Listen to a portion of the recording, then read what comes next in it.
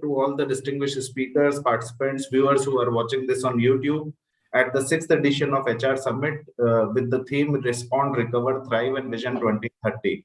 Now, this HR Summit over the years has established itself as a platform wherein the latest trends, what how this field has evolved over the years, and what should be the future course of action. Because the key differentiator between any successful and not so successful organization is brought in by its people.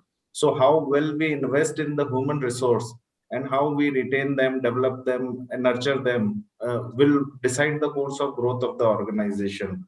So, and we have a very learned mix of speakers from different sectors who will be guiding us on to how we organizations should adapt themselves to the immediate challenges, as well as a roadmap. We have taken a 10 years horizon when we say vision 2030, so that they are prepared to not only deal with the immediate concerns, but how to shape the future growth of the organization. So we look forward to a very enriching discussion throughout the day. We have great thought leaders today with us. And starting the program, I would request Mr. Sunil Kumar Yadav, who chairs the Vicky Rasthan Subcommittee on HR Skills and Education, and is also advisor for Honda Cars India Limited, for his opening comments.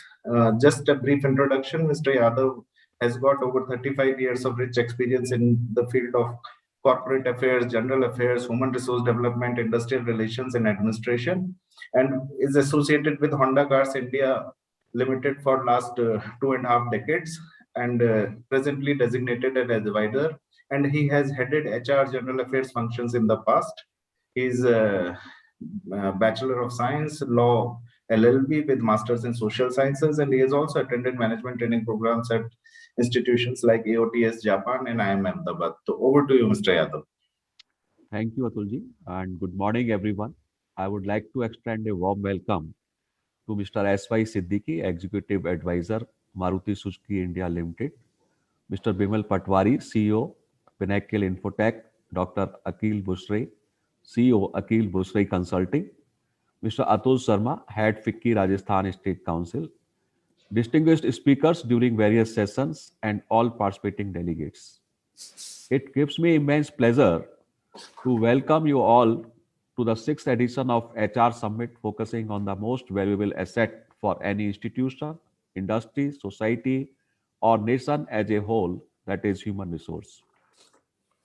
Globalization over the years has brought different perspectives and some new HR practices of Indian culture. Simultaneously, technology has significantly influenced the HR function across the industry.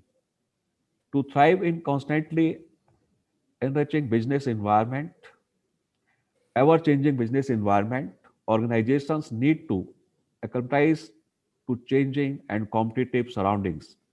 Therefore, human resources demand thoughtful approach in terms of strategy, leadership, and enhanced capabilities to influence the overall business performance and stakeholders. Today, we have fought, survived, and continued thriving in the pandemic that has forced many disruptions into our lives and made us adapt to survive. In such circumstances, finding solutions to long term business evolutions has become utmost essential. However, while redesigning needs, it should be aligned keeping the future of work and human resources in mind. COVID-19 pandemic has been an unprecedented crisis with economic consequences. Organizations are exploring whether the ways of operating that have served them well in the past will be fit for the future. HR has a vital role in shaping the way enterprises recruit and develop talent and take care of experiences and break away from traditional operating models to achieve desired outcomes. Hence, the theme of the sixth HR Summit is aptly chosen as Respond, Recover, Thrive Vision 2030. Visioning the evolving role of HR in 2030 is a step towards designing leadership strategies, balancing engagement, promoting innovation, identifying skilling needs, and predicting and architecting the future of work landscape. The objective of this edition of HR Summit would be to discuss the latest HR strategies being followed and some that should be followed to the anticipate and crisis in new normal, and understanding the future of work landscape along with skilling needs to align business expectations and human resource architecture. I'm sure that the HR Summit 2021 would dwell upon all these issues and suggest a way forward for the benefit of our human resource. We at FICCI are committed to work in close coordination with the government, industry, and academia, and ensuring Rajasthan and country as a whole to be in the bright spot. We are very glad to provide a platform for effective collaboration between the three parties to develop new solutions for an inspired India. Looking forward for a very exciting and enriching discussion and interaction. Thank you very much, everyone. Thank you. Thank you, Mr. Yadav, for setting the context of the discussion. In fact, rightly said, HR as a function over the years have moved from a more compliance related and regulatory function to a more center stage with planning and strategy making in the boardroom. So from here, we will move to Dr. Akil Busrai, who is CEO of Akil Busrai Consulting. In fact, Dr. Busrai has close to 5 decades of experience now, and he has worked in various HR roles with Unilever in Kenya and India, and was Executive Director HR Motorola for Asia Pacific countries. He worked with Shell Malaysia as Director Human Resource and Managing Director of Shell People Services Asia. His last corporate assignment was with IBM India Limited as Executive Director Human Resource, and he is currently CEO of Akil Busrai Consulting, guiding corporates and MSMEs on how to shape their HR strategies for a better future. So once again, welcome you, Dr. Busrai, and over to you. Thank you. Thank you very much, FICCI team, for inviting me. Atul ji, Sunil bhai, Ajay sir, Siddiqui bhai, and my fellow professionals. I like the theme that was chosen. In fact, first time when I saw this mail from FICCI, respond, recover, thrive. So I read recover first. Recover, respond, thrive. And I said, ये तो गलत theme है. Does recover means we will go back to getting back what we had earlier. And so today my thought that I will share is all about how HR will have to really change its mindset. There's nothing recovery. In HR, there'll be no recovery, in my opinion. And I'll share scenario planning that I've done for this session. So if you, and it's a cliche to say that COVID has had big impact, etc. So I'll not go into that details. But what COVID has done is that it has made past really past. So many of us who are thinking that COVID, when the COVID is over, we'll go back to that and we'll start redoing this and we will go back to normal. And the new words are being called new normal, normal, normal, new normal. I mean, it's all jargons. For one thing, nothing will go back to what it was in 2019, at least in HR. It is dead. And those of us who are planning secretly hoping that things will go back to those days and we'll be back to our way we were behaving and we are conducting business and running business are actually living in denial. And denial is not a good strategy by any standard. So this is an opportunity to look at the recover part in a different context and focus more on respond. And I like the theme, the respond part. And the response cannot be that we will go back to what we're doing and we'll restart what we were doing, revive. Because a lot of things in HR will change. The crisis that we went through for 18, 20, 24 months has given rise to a new future, especially when you're looking at 2030. And in fact, I feel that any plan more than 4 to 5 years is actually wishful thinking in future.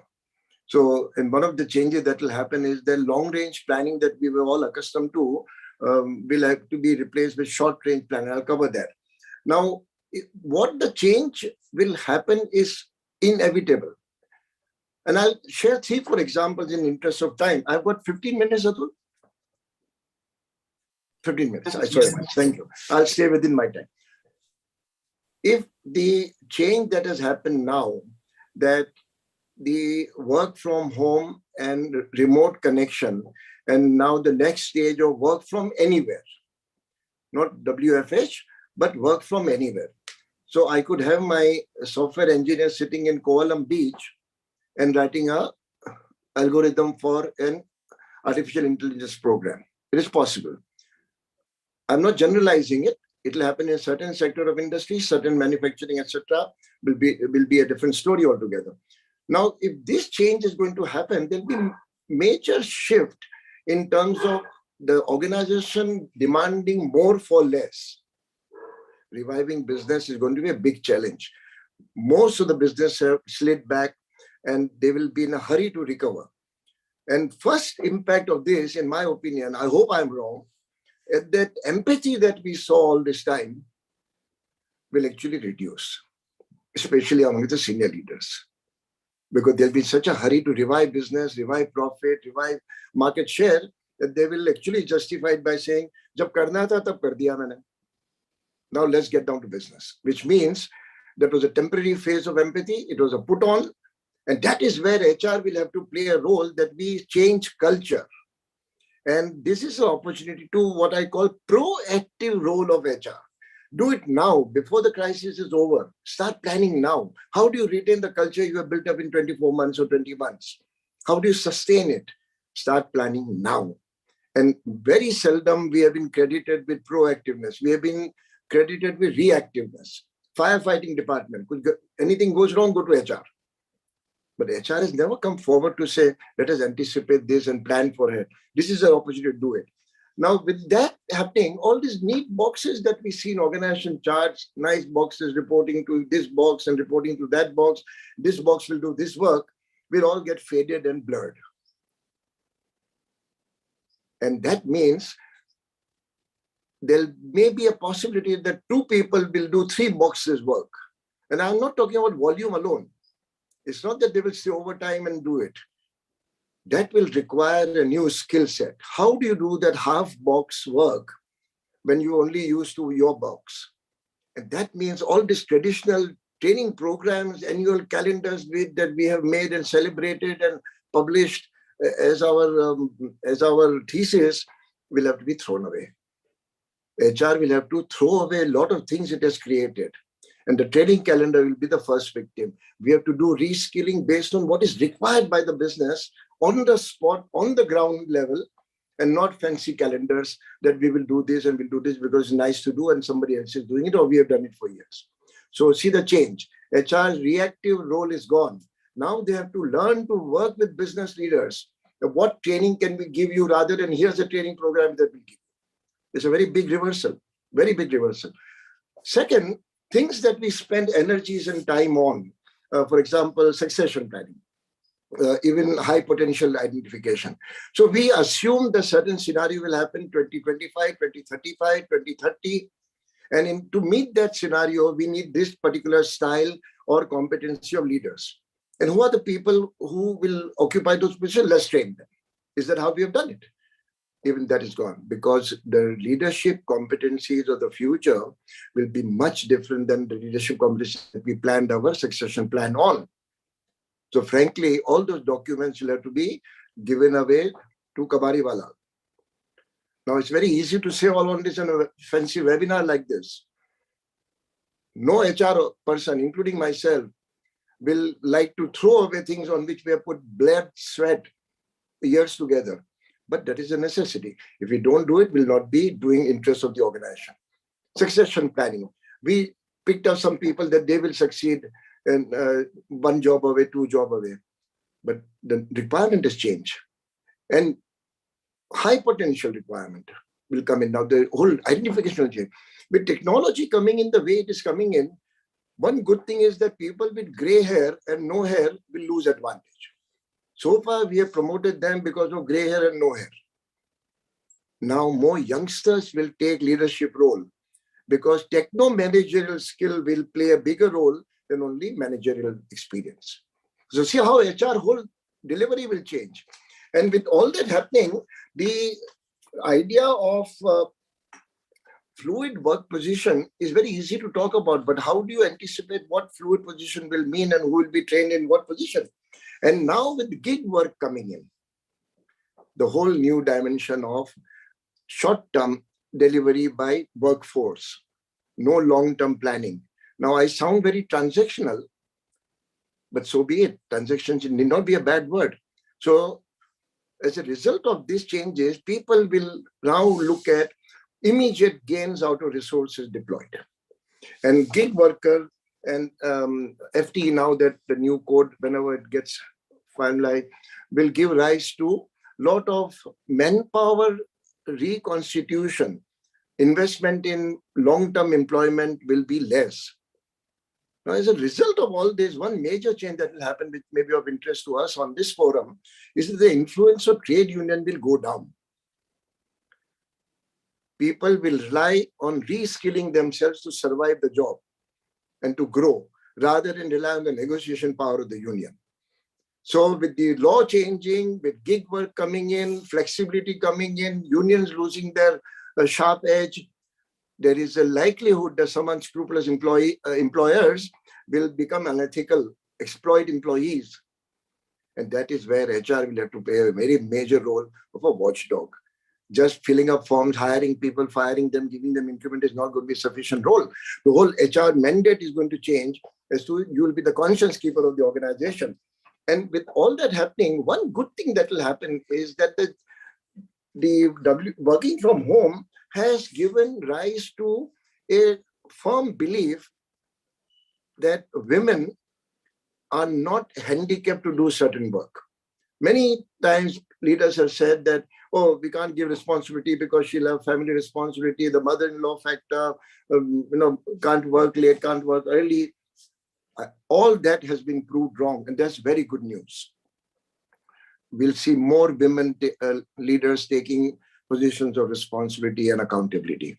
And that's a good news. So youngsters coming in because of techno-managerial, women coming in because the myth has been broken, we will see a new set of leaders. In fact, one data shows that in the last 35 years, in India, 11.1 year has been knocked off leadership position in certain sector. That means those who became leaders at the age of 41 are now becoming leaders in that sector at the age of 30. So we're already seeing youngsters coming in. And that is the time to welcome new change, new style, and this ghisa-pita stuff of old way of working will have to be thrown away. And HR will have to lead that rule. Business plan will shrink because people do not know what is going to happen. I mean, sometime 10 months back, we thought things will go back normal 3 months later. Now we thought it'll go back normal by year end. Now this micron, whatever has come in, something else unpredictable is happening. As a result of this uncertain environment, business plans will become shorter. And achievements will be measured on short-term plan. And I anticipate one thing, that if we may even have quarterly plans, and sometime I feel, and this is my crystal gazing, that the annual increment that we are used to will be history. No company can guarantee you annual increment. At best, if we do quarterly or half yearly, if the company meets its target, employees will share in the gains. And if not, better luck next quarter. Now, I may sound as if I'm becoming so transactional, but then this is a reality. Let's not paint a transaction word bad, and we have to work on employability and not employment. No company is going to guarantee that anymore. And those employees who feel that they have got a good job and they will stay in the job forever, they will have to really wake up to say that I better pick up new skills, better pick up technology fast, because that is going to be a threat to my survival in the job itself. And this is a reality. And those of us in this audience who are youngsters, if you think that passing an engineering or an MBA is now you have arrived, and that books and learning is a four-letter word, wake up to the reality that up-to-date knowledge will be the sole survival factor.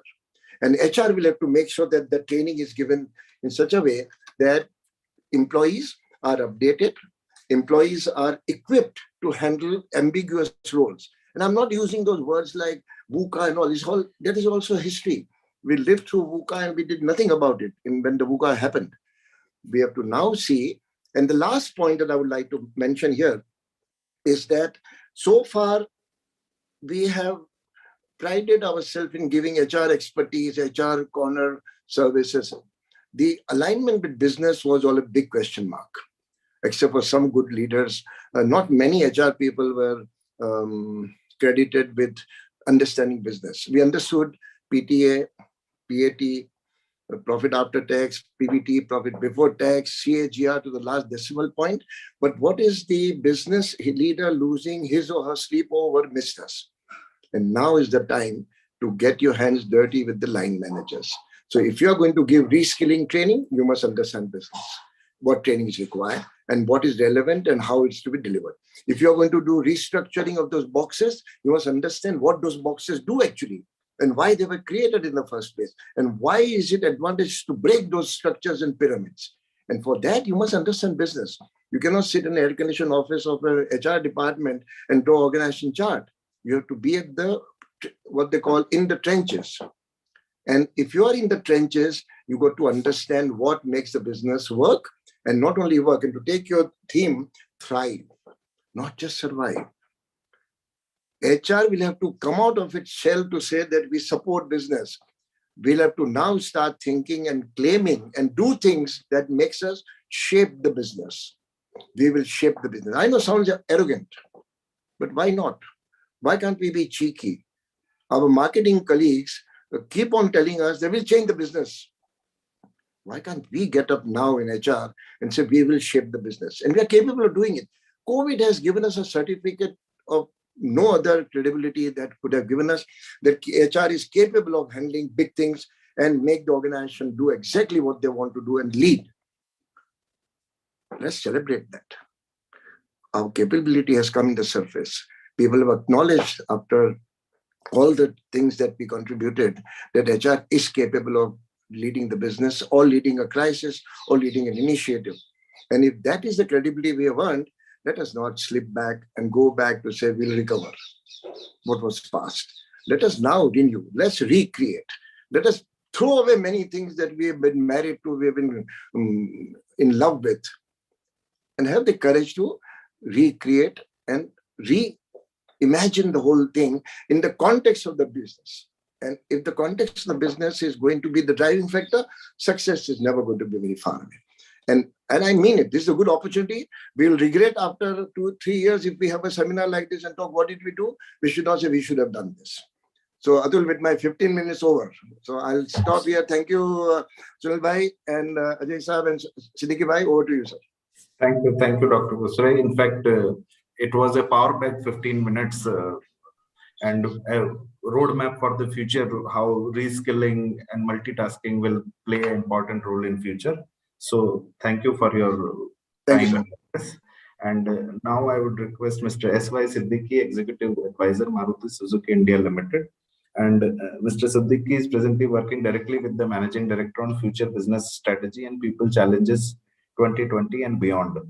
Also heading Maruti Suzuki Realty business vertical. In his previous capacities, he has worked as Executive Director HR, Chief Operating Officer HR, Finance, IT, Legal, and Chief Mentor, Executive Advisor. Mr. Siddiqui has a career track of around 40 years in HR and business roles of good Indian corporates as well as MNCs such as Escorts, DCM Daewoo Motors, DCM Benetton India Limited, New Holland Tractors India, which is a Fiat group, and with Maruti Suzuki, and is an authority on the subject and will bring a fresh perspective and insight on the subject. Over to you, sir. Thank you, Azizan. And I'm very happy to be part of this 6th HR Summit of FICCI. I missed last time during that, I think October 7th, maybe some period, and maybe a kind of a little personal touch with Atul Sahan and Rahul and everybody there in FICCI HR. Excellent work you people have done on HR. My compliments. So starting now, Sunil Yadav Sahan, Atul Sahan, Akil Bhai, and very happy to meet Mr. Ajay Singh also. And maybe I think very kind of apt subject at this point of time, and need for us to share our experiences, do the deliberations, as Akil Bhai said, prepare well, maybe for next 1 decade. In the board level deliberations in Maruti recently, when we looked at our last board meeting, uh, October, and we all felt that maybe last 3 years have been extremely tough, very complex, crisis, adversity, very challenging. And maybe I think the kind of turbulence, disruption we have gone through as corporates, I think to a great extent it will influence the next 10 years, how we should really come back. And when we look at the kind of last 3 years, I think it all started with 2018-19 having this big, economic degrowth, surprise for many sectors, especially auto industry. After many years, we went into minus 18%, minus 19% kind of degrowth. And while we were trying to really struggle with that, we bumped into COVID first wave, March 20, and then followed by the second one, more disaster, more kind of human crisis we faced. And then while we talk about this economic degrowth, while we also talk about the COVID pandemic, I think somewhere in the back, digital kind of potential was getting explored, and by default, it got accelerated. Because there was no other means during the pandemic but to go digital. And I think companies like manufacturing sector, auto, we all realized that even we can perhaps have this potential coming our way very big. And that is how we survive, honestly. So perhaps these three factors first to define the context. Then there are two more factors which have become part of this kind of experience adversity. The fourth factor, apart from this digital and COVID and this economic degrowth, is first we have been experiencing globalization, and now we suddenly realize the need for uh, reverse globalization. And to a great extent, I think when we talk of reverse globalization, I think before the conference we were just talking about the shortage of semiconductors and microchips. Now, Indian government has offered a 76,000 crores kind of incentive for these, niche companies to come into India and invest. So we'll prefer now to be as local as possible. The China dilemma: shall we go into relationships with China, or there will be a kind of a political fallout in the subsequent years? So there is a big need for us to define reverse globalization. And perhaps also, last but not the least, we have realized in Maruti, and we are working on some, that every such adversity and crisis will offer some opportunities. If you are able to identify the opportunities, then I think by June, July, we will define some new initiatives which will talk about this kind of approach of finding opportunity in some such turbulence. Now, looking at HR, I think very relevant globally, we have also seen four major trends, global mega trends, I call, very clearly visible. Number one, we are very clearly seeing purpose over process. Process is getting outdated and purpose is becoming more. Purpose-driven leadership will be more important than ever. And maybe leaders will aim to create an agile and adaptable cultures where shared goal or shared purpose becomes the unifier. And this, the command and control kind of stuff will have to be going out. So successful leaders must relinquish control of process. Rather, they should go for empowering their people on a shared purpose to guide their decision making. This is one basic mega trend we are seeing. Second is, and Akhil Bhai talked about it, Sunil also talked about it, reskilling for the future. Perhaps when we are looking at the concept of continuous learning, it has been never been more relevant than now. Continuous learning. There is nothing like an end point.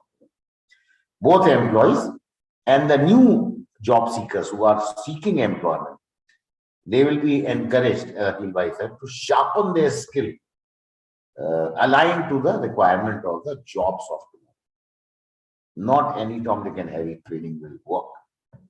Reskilling not just once, but over and over again. And I think compared to talent, learning capacity will become a critical factor for hiring and for retaining and that kind of stuff. Talent will get outdated. Third factor which we are looking at as a mega trend is don't stand still. leading organizations are and will continue to be in a state of continual transformation, change after change. Jobs and structures will be continually honed to promote agility and scalability. In auto industry right now, we are big way looking at hybrid and electric cars, connected cars. Now, if you ask me honestly, that do we have ready-made talent for that? We don't have. So there is a massive work going on 2030 that what inventory you would like to have of talent, who will be dealing with digital, who will be dealing with EVs, who will be dealing with blah, blah, blah, all new kinds of capabilities as Akilbhai was referring. So don't stand still. This continual transformation is another mega trend. And last, not the least, fourth, which is very close to my understanding, and I've been talking about it earlier also, we'll have to learn selectively deleting the past. And I think that was referred by Akilbhai also. That process will become very critical. हम लोग का habit उल्टा है. We would like to hang on to the past, especially in HR, legal and IT. हम लोग को बीमारी है तीनों profession. We would like to hang on to the past. But I think right now the real capability and transformation will demand selectively and to a great extent challenging the status quo. That spirit, challenging spirit, will be important. Maybe create space for new ideas, in my thinking. That will be. These four mega trends are also going to define, apart from this crisis adversity we talked about earlier, is that leadership character, leadership content, and leadership intent has been thoroughly tested during these last 2-3 years. And to a great extent, perhaps when we are looking at it, even in future, leadership character, content, and this thing will be critical for us to really define over the next 10 years. And to a great extent, maybe when I look at last 3 years, some very important learnings have come forth on the leadership front. Either people have been sensitive to these, or they are going to get sensitive to these. As Akilbhai said, maybe HR will have to play a very big catalyst role there. Compassionate leadership emerged as a dominating trend, with very high focus on empathy, on listening leadership. And I think to a great extent, it also brought in this, very required focus on employee health, safety, and well-being for the first time, in the real sense. And to a great extent, maybe listening leadership was very prominent in the communication process, setting assurance, maybe creating that kind of direction. Second part, as I talked earlier, part of the mega trend, purpose-driven leadership with a mutual goal focus, shared goal focus, will be part of the new norm. Every organization will have to clearly define the purpose and align the population to that purpose. That is where it will lead to performance. We are also looking at distributed leadership, and to a great extent, first time our friend from Mahindra, Rai Duvesan, also deliberated and talked about this. We also did that at Maruti.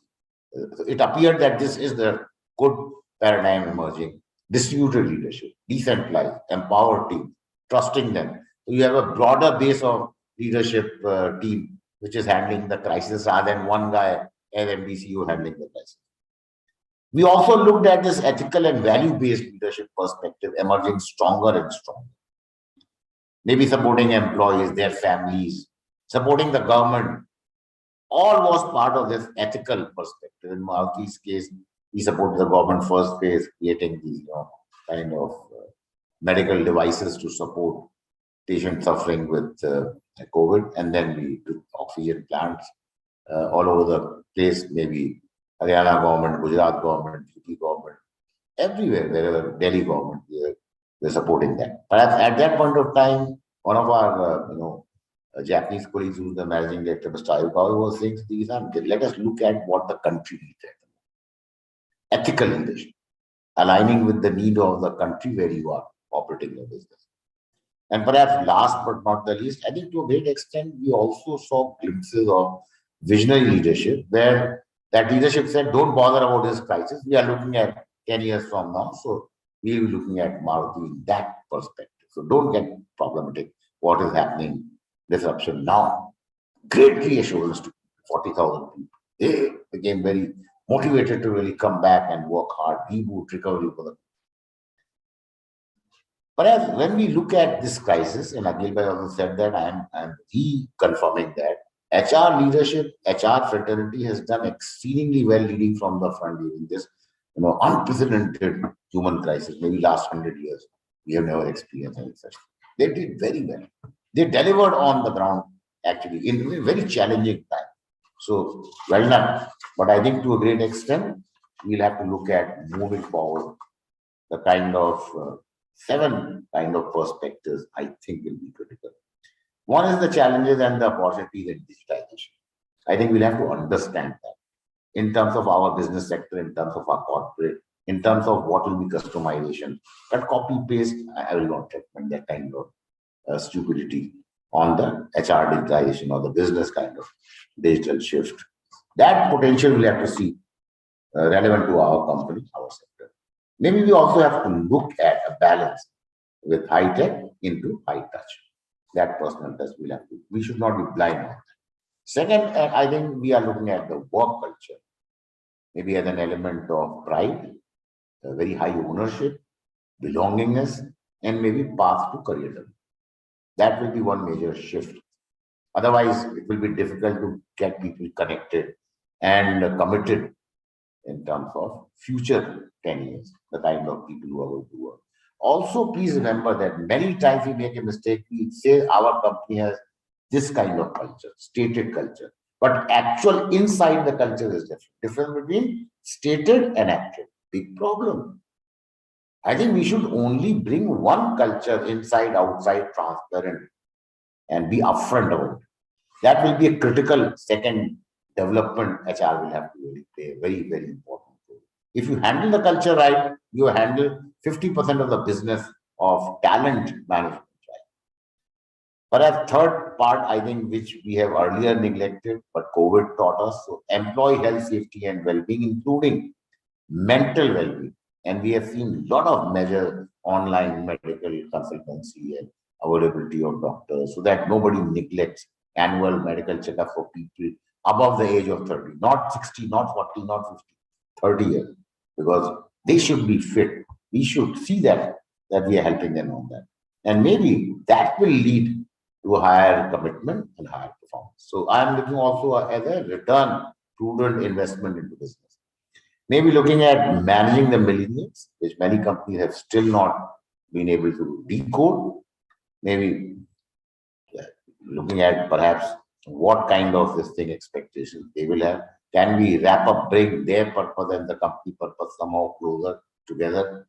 And in that sense, maybe authentic leadership will become more critical in my thinking. And somebody like Mahatma Gandhi would have been very successful with these kinds of youngsters. Transparent, straightforward, inspiring, authentic leadership. That kind of example I'm talking about.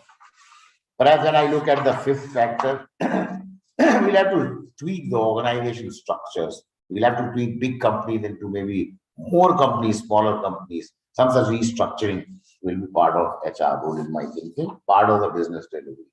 Maybe empower teams, decentralize. Capability building maybe will be a continuous challenge, both for HR and employees. Relearning will be part of life, so we don't have to really run away from that. And maybe we'll have to look at the future of work, architecting the future of work, and then trying to look at what Ajit was saying, emerging jobs and emerging skills. Maybe bigger landscape of talent will be availability, maybe female talent, maybe gig workers, freelancers, fixed term employment. We'll have to redo employment contract. Everybody may not work for you for 40 years. So somebody may like to come and work for you for a car design for 1 year, 2 year project and gone. Finish. Give me this money and I'm off to some other place. Something like that. Last but not the least, I think HR measurement value, that accountability will emerge. So we should look at kind of digital and digitization, look at analytics, look at HR forecasting, look at bringing value to business. While I was talking about these perspectives, again, my humble request will be that We'll have to look at our business sector. We have to look at our corporate, our company. We look at our people and try to define, customize what will work. I think one size fit all is not my recommendation, certainly. But I think some of these important macro perspectives will lead to micro. So thank you very much for making me part of this initiative. And if there are any questions at the end of the session, I'll be very happy to answer. Thank you very much. Thank you, Siddiqui. In fact, it's always a delight to listen to your insights. And rightly said by Dr. Busrai also previously, and you also, that HR function has worked tremendously well, especially during these uncertain times, keeping employee mental, physical well-beingness and a sense of security in these uncertain times. So we can all have a big round of applause for HR as a function and the leaders who have brought this function to this place. And our next speaker, Mr. Bimal Patwari, is yet to join. We can take a closing comments in case he is delayed. Mr. Yadav,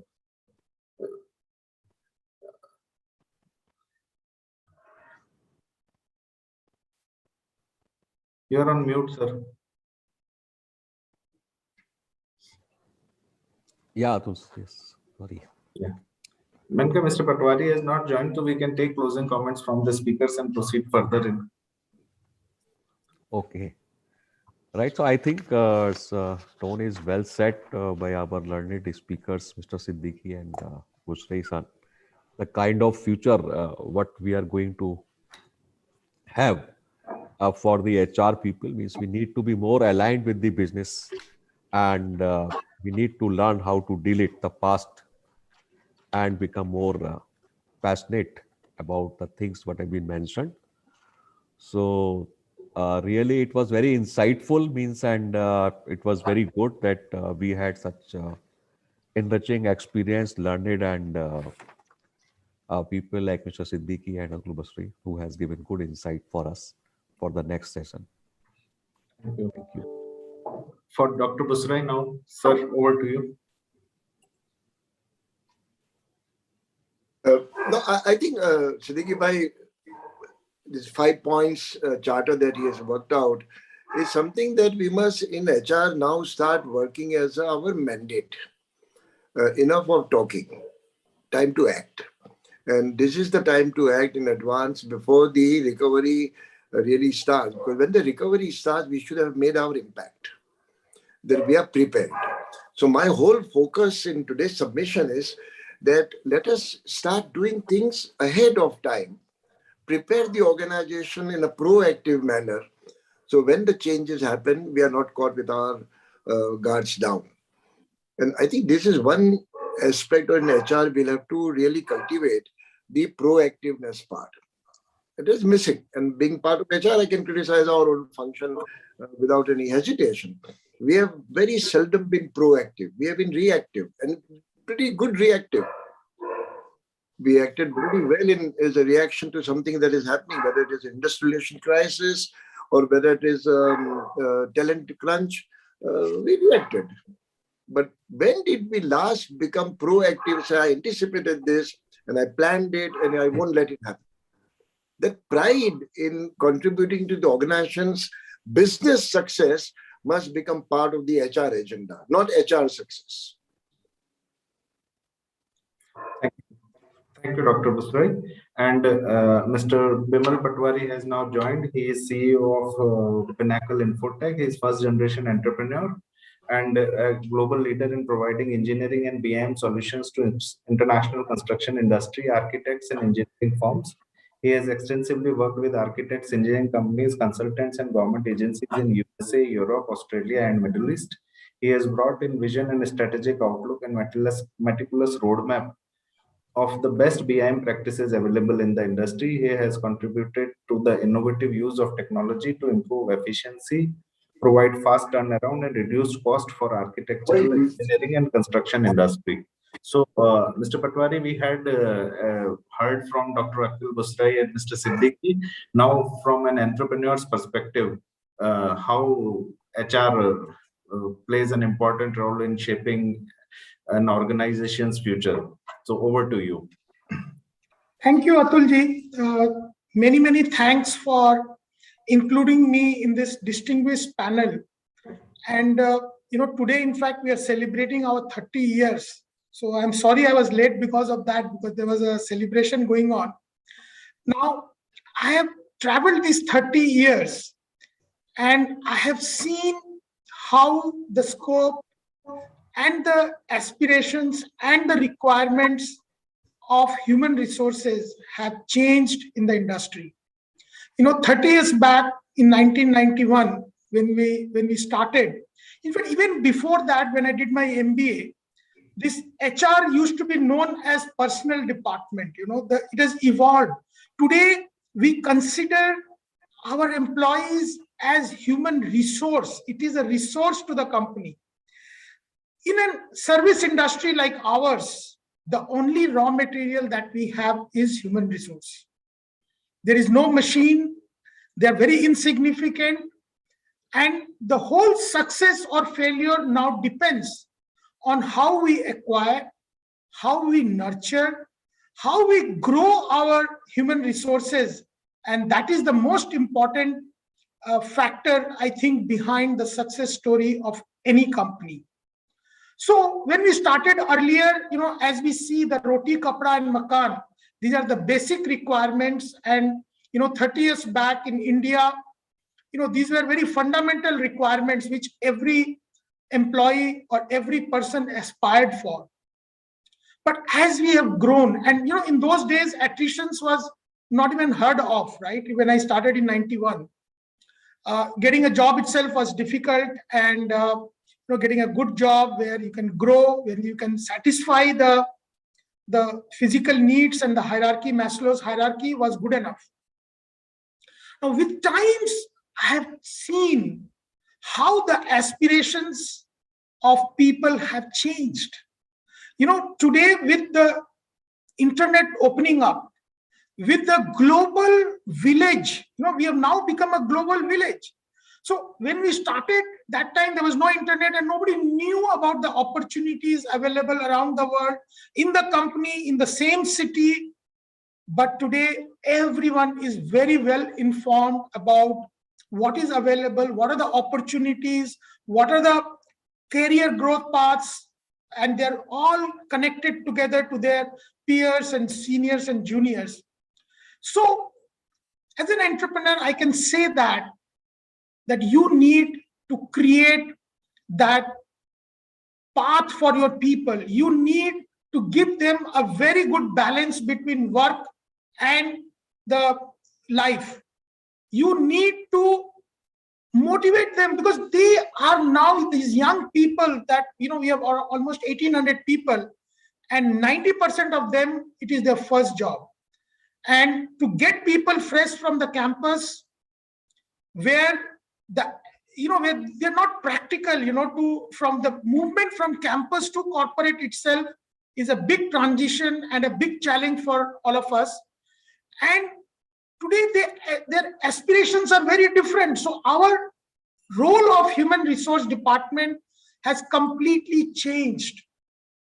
They are more interested. Yes, money is important, but they're more interested in their knowledge, in their career growth, in where the company is heading to, what is in store for them, the flexibility. One thing in the last 2 years that has really come up is it has shown the world that we can work from anywhere, whatever the things are there. Even today, Microsoft and Amazon of the world, most of their employees are still working from home in US and in other countries, and they've been doing it now for 1.5 years very successfully, and I don't think the productivity is impacted. So I'm very happy, Atulji, that every year you have this HR conference where you are bringing the best of the HR world in the panel, where they share their expertise, share their experiences. And I was listening to the previous speakers. It was really great to hear their thoughts. They are the thought leader of the industry. But being an user, today we have elevated our HR manager to the highest level. He is in the top management.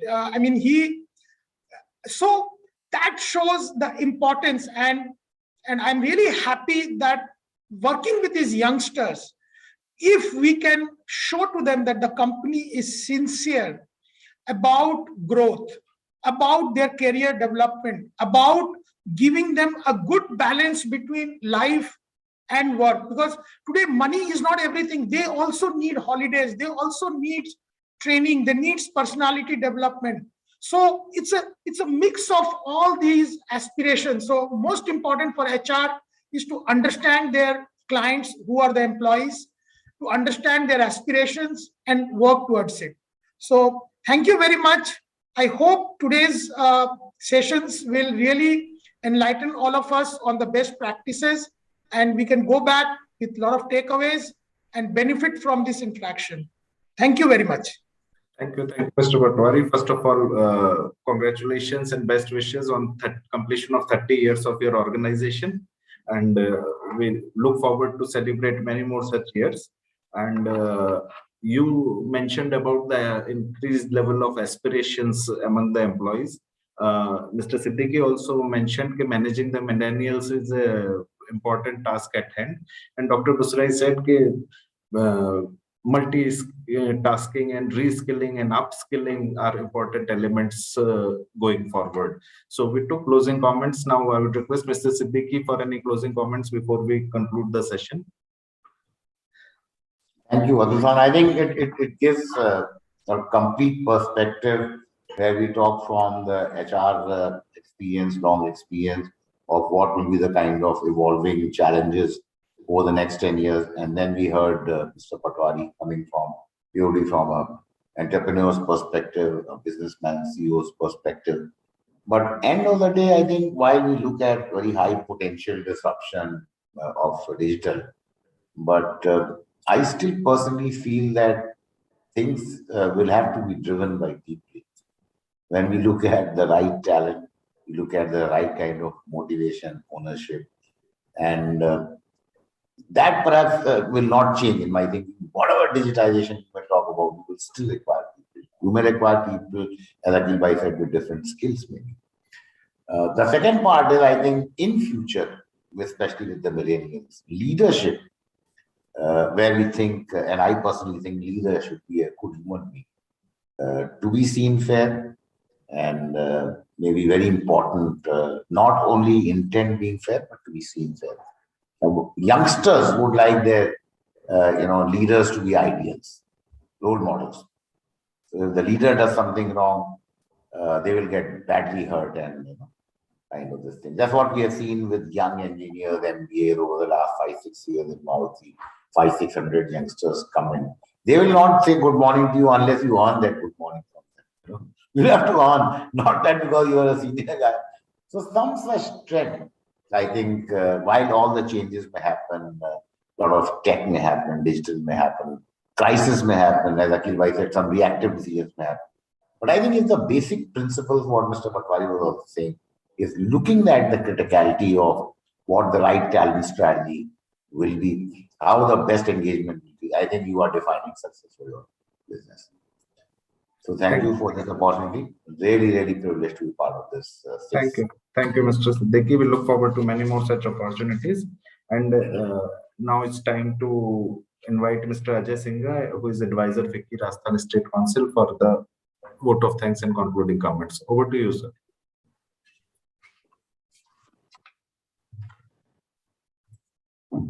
Thank you, Atul. I hope you can hear me. Yeah, loud and clear, please. So on behalf of FICCI, we would like to start by, as we come to the conclusion of the inaugural session and move to the plenary, I'd like to thank Mr. Siddiqui, Executive Advisor, Maruti Suzuki India Limited, Dr. Akhil Busrai, CEO of Akhil Busrai Consulting, Mr. Bimal Patwari. Thank you, sir, for, in spite of your busy schedule, to join us. He is the CEO of Pinnacle Infotech, as informed. And of course, Mr. Sunil Yadav, Chairman of FICCI's HR Committee and advisor to Honda Cars Limited. And also to you, Atul, for successfully organizing the 6th edition of the HR Summit. Well, Dr. Busrai, you had mentioned that nothing will be back to pre-COVID times, and that is a great area of discussion which will be taken up by speakers later in the sessions. Mr. Siddiqui, Mr. Yadav, and Mr. Patwari, of course, alluded to the many challenges which are ahead of us, the changed role of HR in an organization, and how it will be handled by the leadership, subsequently the role of the leadership also. Well, this summit will feature a lot of many important and impressive speakers. Dr. Chaudhary, President of the Skill Development University, Mr. Singh, who is the Chief of HR, Hindustan Zinc, Santosh Ji, who is the Head of Global Delivery, Infosys, Dr. Deshpande, HR Advisor to JK Industries, Dr. Reina, VC of Jaipur National University, Dr. Prabhu, Manipal University President, Mr. Girotra, President, DCM, Mr. Ajay Mishra of Genus Power.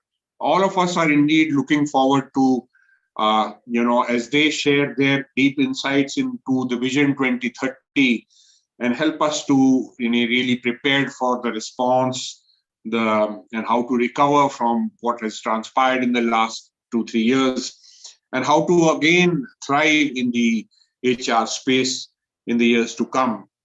I would also like to take the opportunity to thank our partners for the event, that is DCM Sriram Limited, Hindustan Zinc Limited, Honda Cars Limited, Kajaria Ceramics, of course, Manipal University, Jaipur, and Shri Cement Limited.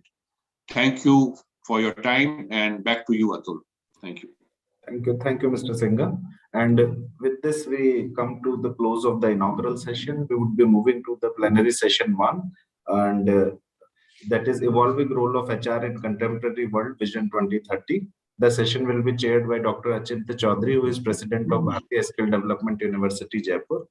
And a brief introduction, Dr. Chaudhary obtained his graduation in mechanical engineering from NIT Sildhar and MTech and PhD from IIT Kharagpur and IIT Delhi, respectively. He has more than 35 years of experience in the field of academics, which started with his appointment at NIT Silchar. He has held several positions of academic leadership, including position of Dean Academics at Sikkim Manipal University of Technology, Principal of Asansol Engineering College, West Bengal, Dean and Pro Vice Chancellor of Sir Padmapat Singhania University, Udaipur. So look forward to an interesting session. Over to you, Mr. Chaudhary.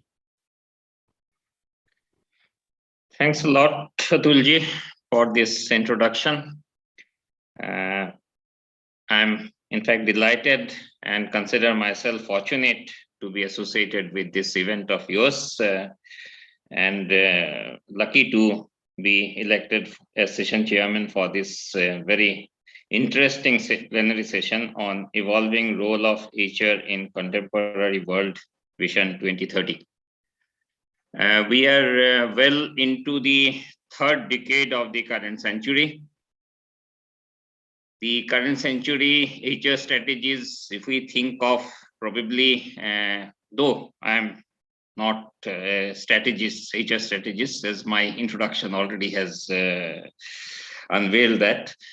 But what we understand that it was more because of the intervention of technology, the work-life balance for the various HR strategies. However, as we already know that some people say that probably the history of the contemporary world will probably be written in future as pre-pandemic and post-pandemic. So for the last 2 years has disrupted every sphere of life. So it has also done for the HR field, and the HR personnel, HR strategists have very skillfully fought this severe pandemic and its effects that we have witnessed. So it would be very interesting to know that what they are thinking, so that what will be the role which will take us to the end of this decade, obviously keeping in mind the effect of this pandemic. What was there pre-pandemic and what will be there post-pandemic. We have a very distinguished members in the panel of this panel session today. We have Mr. Ajay Kumar Singh Roha, the Chief Human Resource Officer of Hindustan Zinc Limited. We have Dr. Vijay Deshpande, Advisory HR on Global Business of JK Tires and Industries Limited. And we have Mr. Santosh Panpalia, the Vice President and Head HR of Infosys in this session. The themes for this session, as identified by HR, obviously the panelists will be free to slightly move here and there from these themes also, to mainly focus on the broad topic, that evolving role of HR in contemporary world. The themes they have suggested are leadership strategies to rebuild trust and resilience, balancing engagement and innovation among the teams, HR strategies for anticipated crisis and new normal, and employee engagement and mental health. We understand these are very, very important for the contemporary world, especially for the HR strategists. So with this, I think the more important persons you will certainly like to listen to. So I would like to invite the first speaker of this session, Mr. Ajay Kumar Singh Roha. Mr. Singh Roha has over 24 years of industry experience. Before joining his current assignment as CHRO in the Hindustan Zinc Limited, he has worked in various leadership roles with prestigious organizations such as Cadila Pharmaceuticals, Bombardier, Philips, Unilever, and General Motors. So I take pleasure in inviting Mr. Singh Roha for his talk on this important session. Mr. Singh Roha, please. So a very good morning to the host and Chaudhary Saab for such a nice introduction. I'll straight away move to my presentation, and I have put together certain thoughts which I feel is relevant for 2030. The Vision 2030. I'll share a small presentation which I have put together. Let me know once you are able to see that. Yeah, it's visible. Yes, it's visible. It's visible. You Great. can probably full screen. Yeah. So while I move to the presentation, I'll talk about HR strategies for anticipated crisis and the new normal, which I think is a really very important topic from the HR point of view, and where we are moving.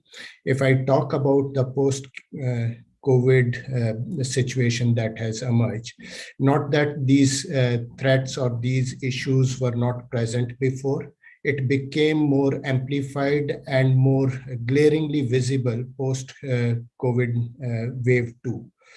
We have seen the low productivities, we have seen the virtual ways of working, building stress on the people and having people having burnout.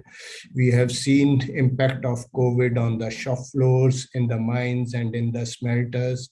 We have seen at times organizations struggle to attract the right talent because COVID has brought in the mobility constraint. People are not willing to move, and they are not willing to move to remote locations, and especially if they are not very confident about the medical facilities and the coverage in those smaller tier 2 cities. We have seen a poor visibility and availability of talent because people are jahan pe hai wahin pe rahenge, and they are kind of becoming a bit more docile with respect to their visibility on various social platforms. The inadequate capability of people manager, wherein ability to retain and attract the talent and sustain the leadership development is becoming a challenge We are seeing an inability to build a strong leadership pipeline. We are seeing rising talent cost, and we are seeing critical skills shortage. What does it mean, and how does this kind of come into process? If we look at something which Murphy gave us many years back in US when he was a test pilot and they were doing certain testing, the things that came out during that time was it was space race, and these people were working on deacceleration and the effect of G-force on the human body. And Murphy was one of the engineers who was working there. They came out with very brilliant thought process, which I feel is so relevant for the way the world is evolving post-COVID situation. We need to be slightly bit more pessimistic when it comes to our overall approach for preparing ourselves. And mind you, I'm saying preparing ourselves. It is not how we react, but in terms of preparing. And when we prepare ourselves, we envisage that if anything can go wrong, it would definitely go wrong. And if anything can go wrong, it would go wrong at worst possible time when we are about to launch new product, about to take the next step, about to break even, about to increase our productivity and things like that. And this is what the COVID situation has taught us. And if there is a possibility of several things going wrong, the one which would cause the most damage would go wrong first. And if there seems to be everything going well, obviously we would have underestimated the challenge. And the last thing which I would say here is, smile, tomorrow is going to be worse. So if we don't prepare ourselves, we within the HR team doesn't prepare ourselves with the challenges on the left-hand side, we start to underestimate our ability to deliver and capability to address those issues. We need to prepare for the worst. And this is something which I bring to the table, and for something for us as a larger HR community to think about. When we start to look at various, I'll start to move into three domain area which I would talk about with respect to HR strategy and how do we address this. I would touch upon the three topics, which is workforce effectiveness, personal effectiveness, and functional effectiveness. When I talk about workforce effectiveness, I choose to pick one topic, which is the design principle. And if we don't get this design principle right post-COVID situation, we are bound to have I would say not the expected result, or we would not be so effective. If we look at the picture on the left and picture on the right, and if we look at the number of people who are front-ending, let's assume this is a production organization or a sales organization. We have 67 people in both the organization. But till that time we don't get our organization structure right, we would have less people to front end. And this is becoming a challenge in COVID situation, wherein we have seen people having the impact because of COVID, not able to reach out, and how do we manage within the given constraint and the number of resources remaining the same, how we can as a HR professional start looking at our own organizations and start addressing some of the issues that would help us navigate the changing work trend and increasing our workforce resilience. So this is something a extremely important topic. If I move forward on the personal effectiveness front, wherein I would say the strategic importance of HR function increasing, and we have seen the premium being placed in Indian industry around the management career path, from where you join as team leader, you become a manager, and then you become a manager's manager, rise to a level of functional leader, and a slightly less premium on being individual contributor. Of course, things are getting changed, but when I do a relative comparison with how the world has moved and how we are moving, there is a scope that we can bring a lot of expertise with respect to individual contributors. if I talk about how do we address the challenges of career path or evolving personal effectiveness of individual, to me, some of the things which I take pride in stating the obvious from the Vedanta's talent management philosophy is doing a desktop analysis wherein the individual biases are removed. And it is based on the data, based on the fact, and based on the those desktop analysis, the individuals are selected and they go through the process of chairman workshop or we reach, act up, we build, we aspire programs, and therein they grow into the organization. Each of these segment addresses a various segment of talent in the organization, and this is something like as a best practice we take forward to build our talent pipeline.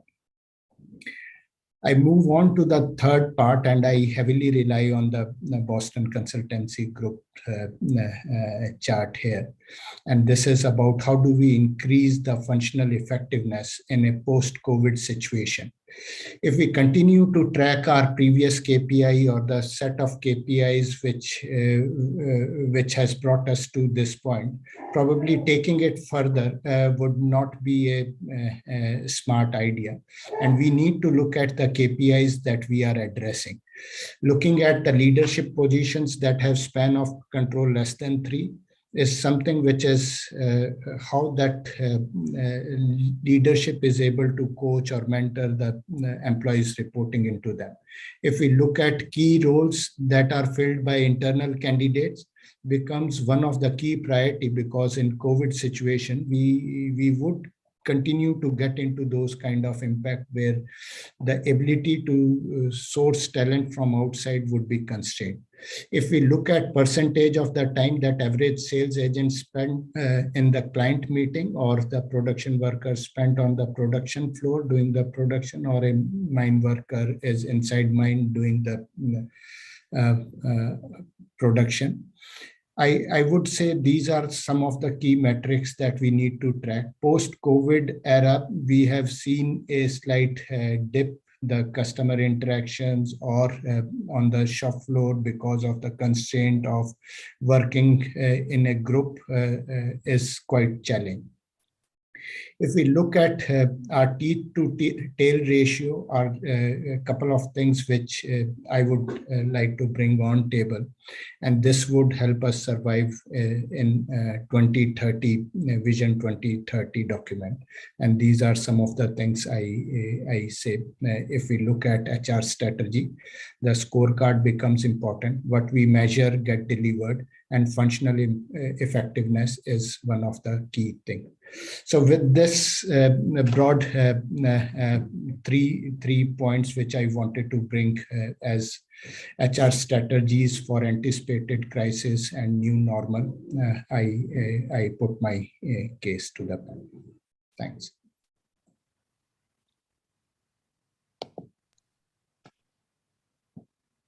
Thank you. Thanks a lot, Mr. Singh Roha, for nicely placing the session on pitch. As a very able opening batsman, you have actually set the tone. The constraints that HR personnel have faced, you very nicely mentioned those, and then how, with your experience of this very important group, Vedanta group, how you are managing that, and what is your thought process for this way ahead that you have very nicely placed before us. I'm sure the other speakers also will place their thought, which will certainly help us evolve the path for the 2030 roadways as this session, as this plenary session has been planned. So with this, I would now invite the next speaker, Dr. Vijay Deshpande. Dr. Deshpande has over 40 years of versatile experience in human resource management and development. He has worked in large Indian as well as multinational organizations such as Britannia Industries Limited, Bayer India Limited, KC International Limited, Greece Cotton Limited, etc. He has also handled the responsibilities of logistics and systems. He has handled complex HR issues in large mergers and acquisitions, including units abroad. Maybe that will be a very, very interesting aspect which he will throw light on during his talk. So earlier, we used to say the floor is yours. Now probably I'll say the screen is yours, Dr. Deshpande. So, Dr. Deshpande, may I invite you, please? Good morning, everybody. Am I audible? Yes, you are. Okay. Since as I see the time given to me is 10 minutes, I would rather go extempore and not use my PowerPoint presentation. To start with, I must say the role of HR has evolved over the years from what it used to be the management of people-related issues to what is currently the strategic business partner. That's a major transition. Unarguably, although having said that our HR role has become a strategic business partner, unarguably when it comes to manufacturing sector, managing organized labor is and will continue to be an inseparable part of HR role. But this role of managing people has also evolved. I was listening to Mr. Bimal Patwaria, and he said his organization has something like 1,800 people. And out of 1,800, if I heard him right, he said something like 90% people are first-time jobbers. They have walked in to the organization straight from the campus. Now look at this. It's an agile, nimble workforce. So managing organized labor is one challenge that will continue to be the challenge, particularly in manufacturing sector. But in non-manufacturing sector, managing this kind of agile workforce, you call it VUCA or whatever, but agile, nimble workforce will also continue to be a wonderful, great challenge. Also, unarguably, the role has process-centric responsibilities, be that talent acquisition, talent development, learning and development, performance management, performance assessment, rewards. Dr. Akhil Busrai said rewards may not remain annual. I mean, probably annual increment might undergo major transition. There may not be annual increments. There could be quarterly increments or maybe once in 3-year increment, depending on the business performance and the individual performance. But then that process-centric role will continue to be their part of HR. So despite the process-centric role, I must say the role has evolved, crossed all the boundaries, has gone beyond and has grown beyond what it was yesterday's limited role. In this role, the HR leaders will need to be bigger, broader thinkers. They will have to be definitely tech savvy, nimble enough to deal with an increasingly agile and restless workforce, like Mr. Patwari said. The HR leaders will need to be more flexible and responsive to changing employee needs. Dr. Akhil Busrai, my friend, also said, there is nothing like recovery. You can't recover now. You will have to forget recovery. You will have to continue to grow. It has to be something new all the time, every moment. Flexibility is the name of the game. The another challenge that I see for HR, and especially when HR role, as I said, part of HR role is process-centric, that process-centric part is getting outsourced.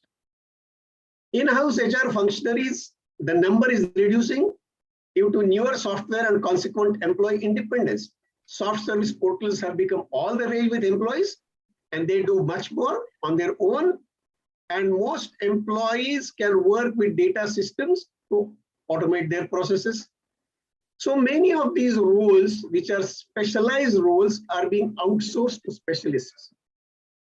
And if the HR does not become tech savvy, more and more parts of HR jobs will be outsourced. And interestingly enough, the responsibility of HR will be not only to manage these outsourced functionaries, but also to manage what is new term that's being called FTEs. A large number of workforce is going to be FTE now, and managing them will also be the HR's new responsibility.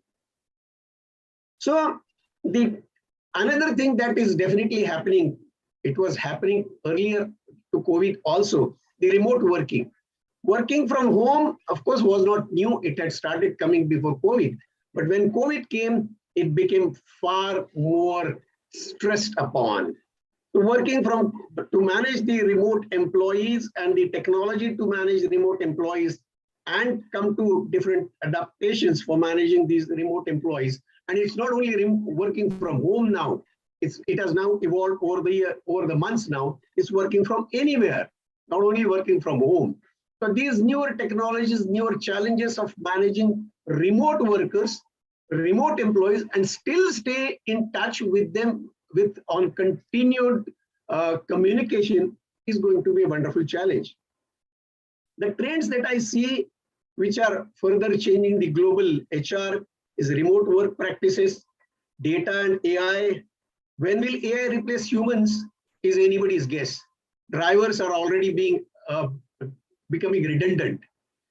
Okay, so I don't know what all will happen with AI and what all work will get handed over to robots, we don't know. But that AI, whatever that's coming tomorrow, the HR will have to inculcate that culture into the organization and will have to be inclusive of this culture and of course the challenges of gig economy. People analytics, employee experience, focus on cybersecurity, working from home, as I said, working from home to working from anywhere, and the absence of face-time employees are going to be the newer challenges. See, when I remember when I joined JK Tyre some 12 years back, my boss, the chairman of the organization, Dr. R.P. Singh, is a big name. He had asked me, Mr. Deshpande, tell me, what is going to be your role? What is your role? And he said, I don't want a big theoretical answer. I don't want it to come from a textbook. I want your answer. And I said, it's simple, sir. Your job is to win in marketplace. As chairman, you want to win in marketplace. My job will be, if you have to win in marketplace, we have to win at the workplace. And winning at workplace means I must win the hearts of the people. I must see that they are committed, engaged, enthused with the organization, and they continue to do better and better. I said, that's my role. And I must say that I got hired because of that answer. And of course, that's going to be the, whatever may evolve in HR, but winning at workplace is going to be the central theme of HR for all the years to come. Yes, I have a good experience of managing HR issues in different countries. We have a huge organization there in Mexico. At one point of time, we had 3,500 people there in Mexico. When we took over that organization, we were in red. It was a company, had we not taken over, probably it would have closed. And in one of the meeting, there was just one meeting with the president of Mexico, the highest authority in that country. And he had invited us, chairman, he had invited our chairman for a meeting. And in that meeting, the president of Mexico thanked our chairman, Dr. R.P. Singh, saying that, Dr. R.P. Singh, you came from India. Mexico travel time, reaching time is something like 25, 26 hours. No direct flight to Mexico anyway. He said, you have come all the way from India and you have taken over this business. I must thank you, because had you not taken over this business, 3,500 direct employees and 10,000 indirect dependents on the company would have lost their livelihood. Well, that company from a red, I must say with pride, it's a wonderful profit-making company today. We have recovered more than 7 years back. But that was a role.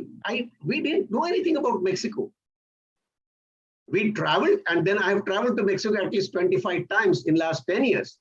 Now I can say that I still can't say I'm a Mexican HR expert, but I'm definitely a good business manager when it comes to Mexico. So this is the kind of challenge. The business is going global. It's no more domestic business. And in no more domestic business, the HR will have to continuously evolve. Dr. Akhil Gusrai, my friend, likes the Bhagavad Gita. And Dr. Akhil, I would like to quote something from Bhagavad Gita when it comes to role of HR. maybe I'm trying to put HR role on a higher pedestal, but nonetheless, let me say this.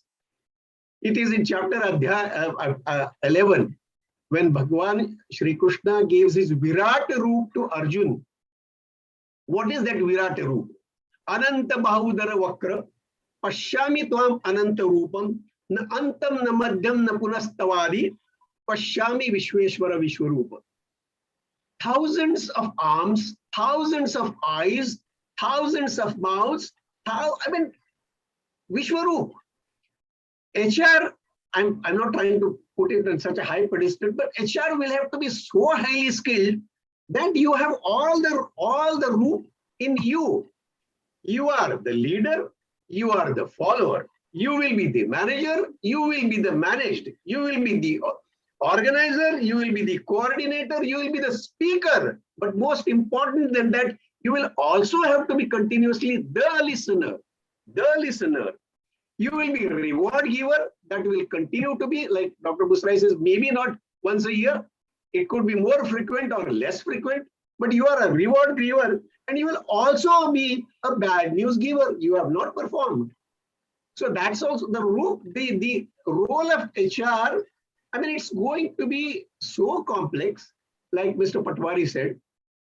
It is not yesterday's the role. It's completely gone beyond and grown beyond.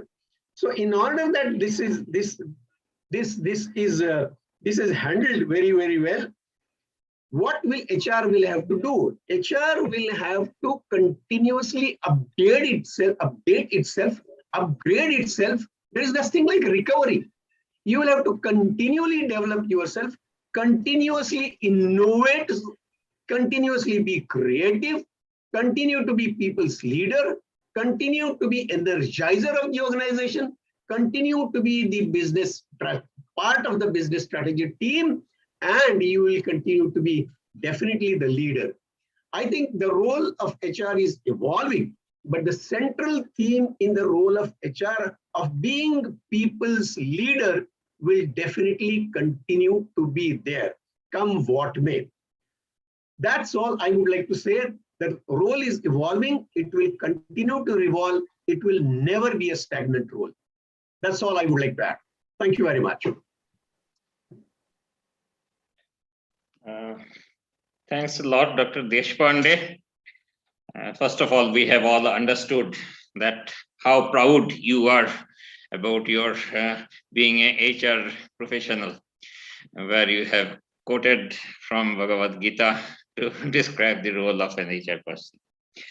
It was very interesting listening to you, where you have mentioned about the constraints that you probably will face in managing the agile young workforce, the technology, and the remote workforce as well in the coming world. You have also contemplated that there will be major overhauls which will take place in the HR roles. We all understand, and we also share your thought process and optimism that HR will continuously evolve and will certainly play its role even in 2030 as well and beyond, certainly. So with this, thank you once again. I would now request our last speaker, Mr. Santosh Panpalia, to take over. Mr. Panpalia has been with Infosys for more than 2 decades, and currently, as mentioned earlier, he is the Vice President and Head HR for Global Delivery in that organization. Prior to Infosys, he has worked with Tata's. He also played varied leadership roles in sales, pre-sales, software delivery, and human resources in his career spanning 25 years. He has worked globally in US, Europe, and Asia Pacific. In his current responsibility as Vice President and Head HR Global Delivery, he heads business partner HR function. So, Mr. Panpalia, Thank we you. are interested to listen to you and your thoughts on this topic. Thank you, Mr. Chaudhary. First of all, would like to thank FICCI and organizers for inviting me for this session. I think as the topic is evolving role of HR, Vision 2030. I think last year, sometime in January, February, with the onset of pandemic, we have seen a very, very significant shift. Very significant shift. The entire workforce got remote for most of the industries. Earlier also, remote workforce was a reality, but the percentage was very small. But managing client deliverables, managing excellence in a completely remote environment was something where HR had to play an extremely pivotal role in making business successful and making, continuing with the client value. So I just want to focus on Vision 2030 in terms of for the next decade, which are the areas where probably HR will undergo a significant shift, which has already started.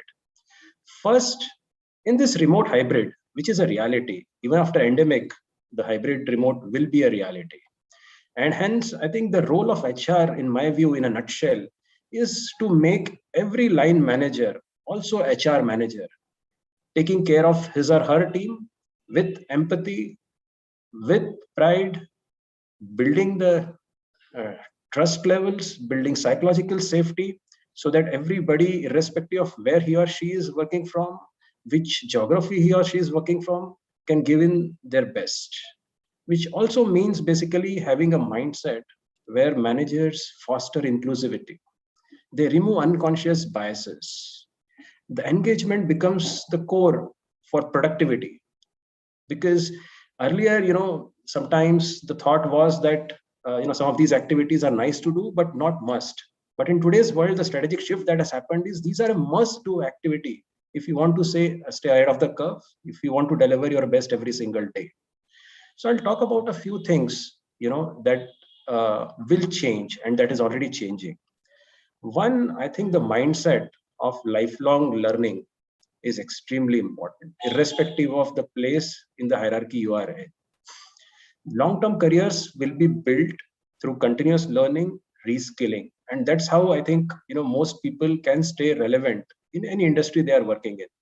So a very, very robust ecosystem where we not only just create a culture of learning, but we have the systems in place with the best-in-class curated content for every individual to really upskill and reskill is going to be extremely important for the organizations to stay ahead in the curve and for employees to build long-term careers. The second part is on performance management. I think performance management has to undergo a very, very strategic shift. Today, for most organizations, performance management is here and now in terms of how you perform for that quarter or for 6 months or maybe for a year.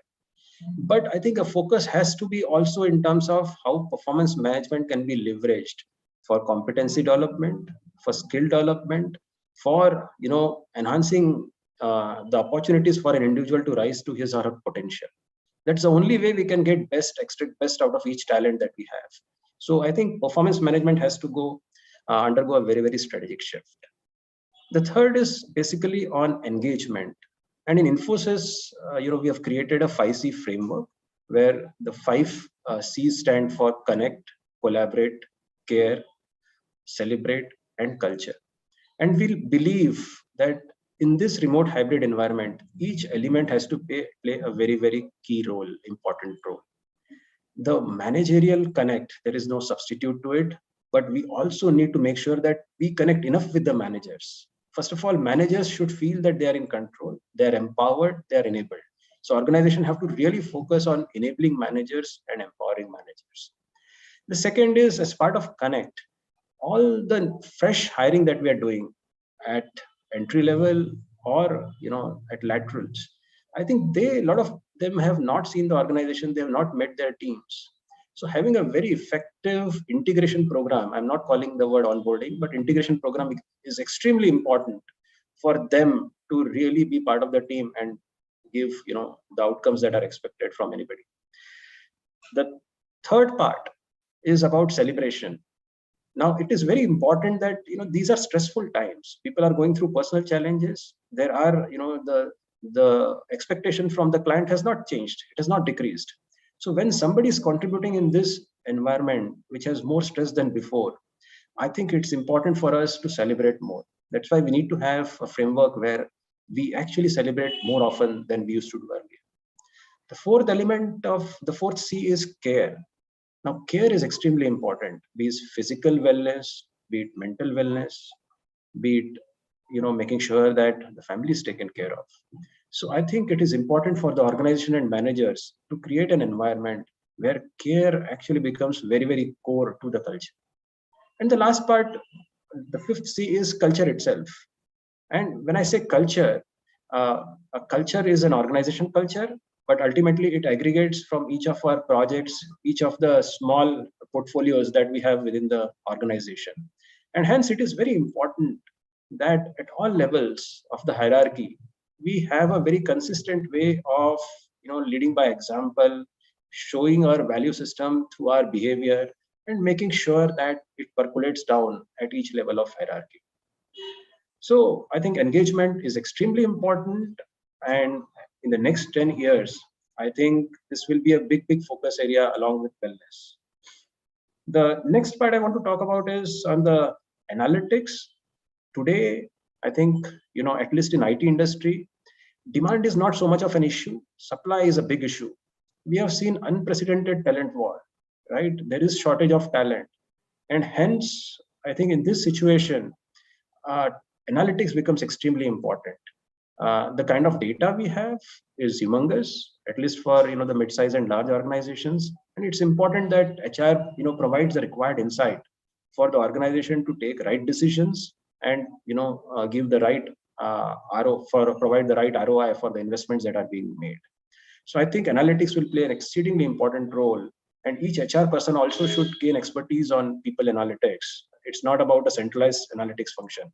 Each HR associate has to basically have deep expertise in analytics. The last point I want to make is on the careers. I think careers will see a shift. The way it will work basically is reskilling will be important. And as each of our employees reskill, it is imperative that organization provides them the right opportunities into the newer areas so that they can contribute and grow in their careers. So thinking that the person will be in the same function for 30 years, I think will not work in future. I think we need to have people who have exposure to multiple areas, multiple functions, and hence inter-stream movement, cross-stream movements becomes extremely important for them, to learn as they grow, and for organizations also provide them that path.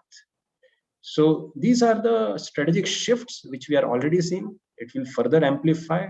I think, as I said earlier, HR is now playing an extremely pivotal role because talent is much more important than ever before. And the success of the organization is dependent on how differentiated, how capable our talent is to make an impact to our clients. Thank you.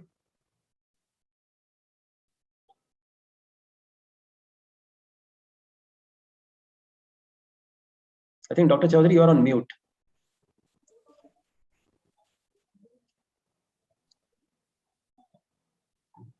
So thanks, Mr. Panpalia. Once again, I was on mute. So for your sharing your thoughts on this important topic, you have talked about the inclusivity and reskilling and their importance, obviously very, very important, and certainly will play a significant role in the evolving thought process for the HR roles in 2030.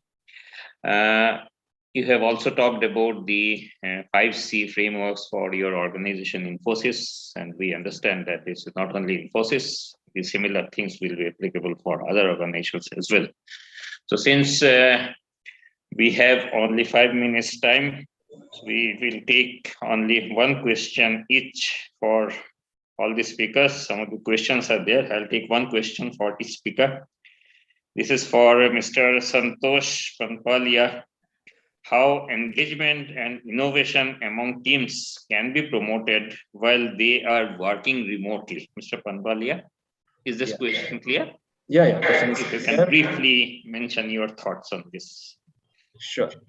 I think, in a lot of ways, remote working is a blessing because our workforce is able to save a lot of time.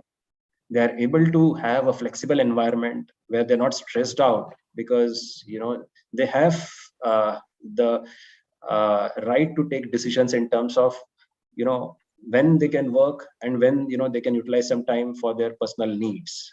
And that de-stresses, a lot of people. And by virtue of that, I think, they get a little extra time to think differently and also maybe to do little beyond the work in terms of, coming up with some innovative ideas, in terms of doing more research, etc. So I think the remote working or hybrid remote in a lot of ways actually is conducive for, creative thinking and for innovation. But having said that, I think why we are not talking about complete remote working, but most organizations are talking about hybrid remote, is because it is also important that we have that social capital. Complete remote means complete disconnect, to the team, with the team and with the organization, and hence somewhere the middle path where you have the flexibility at the same time. At some parts of the project life cycle or some parts of the work, you come to office, you work with the team. That's what we call co-creation. So at times when you have to do brainstorming, when you have to do some co-creation, I think it is important that you work together as a team, maybe create a hurdle, think, look at an idea, look at, how it can be implemented. And I think the remote hybrid will give you many more opportunities to co-create, to innovate as a team, because it gives you the desired flexibility, it gives you the individual space to think creatively. It also gives you an opportunity to work with the team, to come to the implementation mode. I think we need to definitely, take advantage of that situation. Thank you. Very nice. Well said.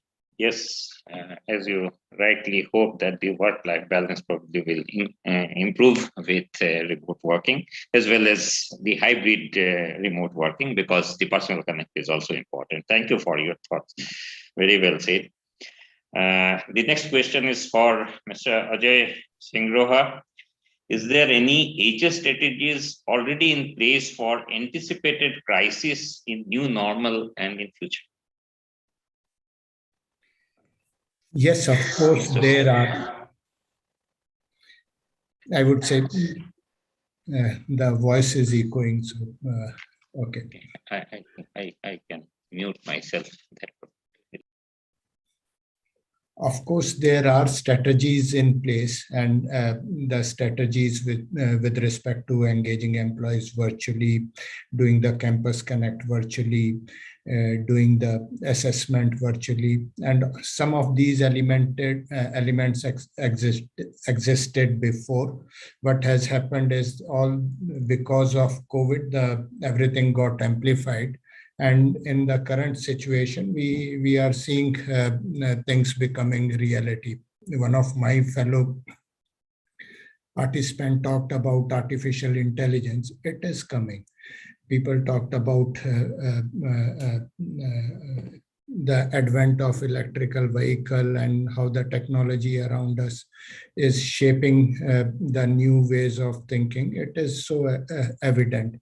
The skill set which is changing and the strategy evolving around the new set of skill set is something in place. And I have seen organizations moving away from the annual budget plan to 3 years strategic plan to 5 years vision. And this workshop itself, wherein we are talking about 2030, we are creating those kind of platform wherein we can think through and steal with pride with each other's idea and thought process and build our own strategies in place.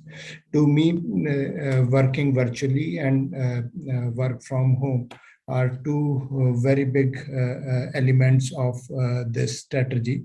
While we are moving away, one of the participants also talked about that whether the reward structure would be annual or quarterly, or it would be individual or team-based. We have seen the bell curve outliving its utility, and the world is evolving more towards team recognition rather than individual recognitions. The incentive and the payroll or the remuneration structure is now more team driven rather than individual performances driven. And we are seeing a trend emerging out of it.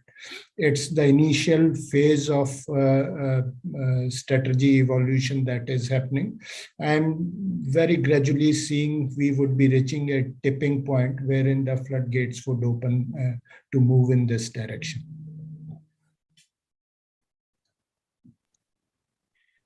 Thanks a lot, Mr. Singh Roha. Since Fiki is very, very particular about maintaining the time frame, so we are already at 12:15. It's time for the new session. So I think no more questions we are able to take. So there will be many more, I'm sure. The participants can probably send their questionnaire to either directly to the persons concerned or through Rahul ji to the persons concerned. I'm sure they will get back their responses.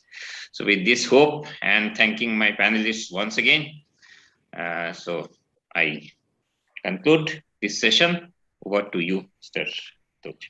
Thank you. Thank you. Thank you, Dr. Chaudhary, for keeping the session on time and discussions crisp and clear. And I thank all the speakers also. And before we proceed to the next session, our mentor, Dr. Busre, is there. So any comments after the first session discussions before we proceed further? No, I think it was very practical discussions. I think it's good that we are not talking something very theoretical, but I like the last session, which a lot of practicality aspect has been brought up. And of course, Vijay, your Bhagavad Gita quote, this is hope for HR, that there is some hope for us also. Thank you. Thank you. And now we move to plenary session 2, Reinventing Talent Strategies for Future Workforce. In fact, this will also cover some of the aspects that were set in the inaugural session, how skilling, reskilling, multi-skilling, and all these things will shape future organizations and workforce. The session will be chaired by Dr. R.L. Rena, who is Vice Chancellor of Jaipur National University. And before this, Rena completed 2 consecutive terms as Vice Chancellor of J.K. Lakshmipat University, Jaipur, and prior to JKLU, he was Professor Communication and Dean Planning and Development at IIM Lucknow, with over 30 years of postgraduate teaching experience and over 36 years of managerial and institution building experience. Look forward to a very intense and thought-provoking session. Over to you, Dr. Rena. Thank you so much, Atul. Am I audible? Yeah, audible. Please. Thank you so much, Atul, for your very, very nice and crisp opening remarks for this day-long summit. Thank you, Fiki, for having given me an opportunity to be part of this interesting discussion, which fortunately I was there listening to each and every point made by each and every esteemed panelist right from the inaugural. It was a treat to listen to Akhilji, Siddiqui Saab, Vijayji, and many other distinguished speakers, right? So what impressed me the most was the connect between the inaugural and the first plenary session. I would only request my esteemed panel members to keep that in mind so that at the end of the day, we find something useful for us to deliberate and discuss upon. Enough has been talked about, and I agree no less with each and every observation on this most crucial aspect of the business, right? The talent, right? At the same time, I would take this opportunity personally to express my deep gratitude to the HR fraternity, who, unlike many other professionals, did not succumb to the pressures posed by COVID in very many different ways. Yes, they had been doing their tasks on all areas, right? Right from recruitment, nurturing, grooming, hiring, firing, training. but COVID gave a different view and avatar of HR professionals, because all across the nation, all across the globe, HRs responded to this in terms of looking at the health, safety, happiness of their employees. So that is what has been talked about right since morning. So I agree no less on that. That face of HR was very clear in each and every organization, right? That's where I want to compliment the fraternity, number one. Number two, we have three esteemed panel members on this panel. Maybe taking a clue from what has been deliberated on the topic thus far, since we have an eminent academic amongst us in the form of Dr. G.K. Prabhu, president of Manipal University, right? So while I welcome him, let me also introduce him very briefly. Professor Dr. G.K. Prabhu has been associated with the Manipal group for over 2 decades in various academic and leadership positions. He joined the MIT Manipal as lecturer in 1989, and since then he has served the institute in various capacities such as Head Department of Biomedical Engineering, Associate Director Research and Development, and Director of MIT, Deputy Registrar Technical, Registrar and Pro Vice Chancellor of Manipal Academy of Higher Education. As an acclaimed teacher, he has been able to carve out a niche for himself, disseminating his mastery in the field in a lucid and creative manner. Having very briefly, because his profile runs into pages, having introduced him very briefly, I would request him if he could talk to us about how education has understood the challenges posed particularly by COVID, and how is academics responding to that challenge so that we are able to provide the kind of talent that is needed. Because Akhil talked about, Siddiqui Saab talked about, Vijay ji talked about the kinds of things that are expected of HR and people that they are looking as the talent in terms of what kind of skill sets and competencies they are looking at, right? We also are aware of the fact that every year, the World Economic Outlook, the World Economic Forum comes out with survey after survey. I had a close look at the 10 volumes of this survey. And in that survey, they come out with, hey, these are the kinds of skill sets and competencies which people are looking at when they hire talent. And that set of skill sets and competencies, if you look at them, are more or less similar year after year. It is just that in a particular year, skill set or competency number 5 of the previous year becomes number 3, or vice versa. But by and large, they have remained same. What COVID has done is something which Akhil sir also talked about, Vijay also talked about. They are looking at talent who are able to handle uncertainties, who are able to switch over from offline, online, online, offline, who have that factors of resilience, who demonstrate highest amount of trust and confidence, values and ethics, innovation, critical thinking, problem solving, crisis handling, and newer ways of engagement on the one side. Second side, they are looking for talent which is well upfront, not as expert, but at least aware of these new age technologies, artificial intelligence, machine learning, Internet of Things, so on and so forth. So what we would expect Prabhu sir to talk to us about how academics is trying to gear up to provide the right kind of talent who can handle and who are equipped with these kinds of skill sets and competencies. Then we may, after Prabhu sir says what he has to say about for 5-7 minutes, we would request Sandeep Garotra sir, who is president and CHRO, DCM Shriram Limited, who has been there over the last almost 24 years and has worked across Indian and multinational companies like SIEL, DuPont, GE, Ranbaxy, and HSBC. His work has taken him across industries and geographies Having lived in Japan, Korea, Middle East, and Singapore, he has led HR change agenda through many of his roles, setting up people strategy for growth and building organization people DNA for business successes. During his international stints, he was involved in HR strategy, business reorganization, including mergers and acquisitions, talent and growth. And along with him, we will have the benefit of expertise of Mr. Ajay Kumar Mishra, Vice President and Head Corporate HR, Genus Power Infrastructure Limited, is a strategic and innovative HR leader who translates business vision into HR initiatives that improve performance, profitability, growth, employee engagement, and also empowering leader who supports companies and top executives with a unique perspective and appreciation that human capital is every organization's greatest asset.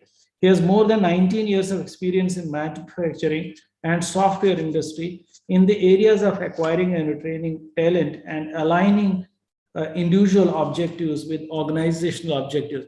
Both of these learned speakers from the industry, if they could share with this group as to how does industry look at what comes to them from the academic organization, so that they are able to help the talent to be nurtured, groomed, and cultivated accordingly.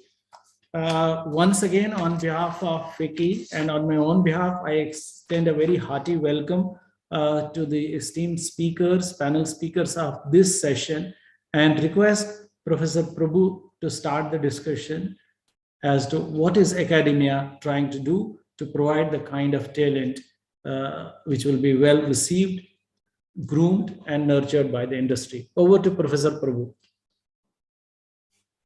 And good afternoon. Reina ji, am I audible? Yes, you are audible. So thank you very much, Dr. Reina Saab.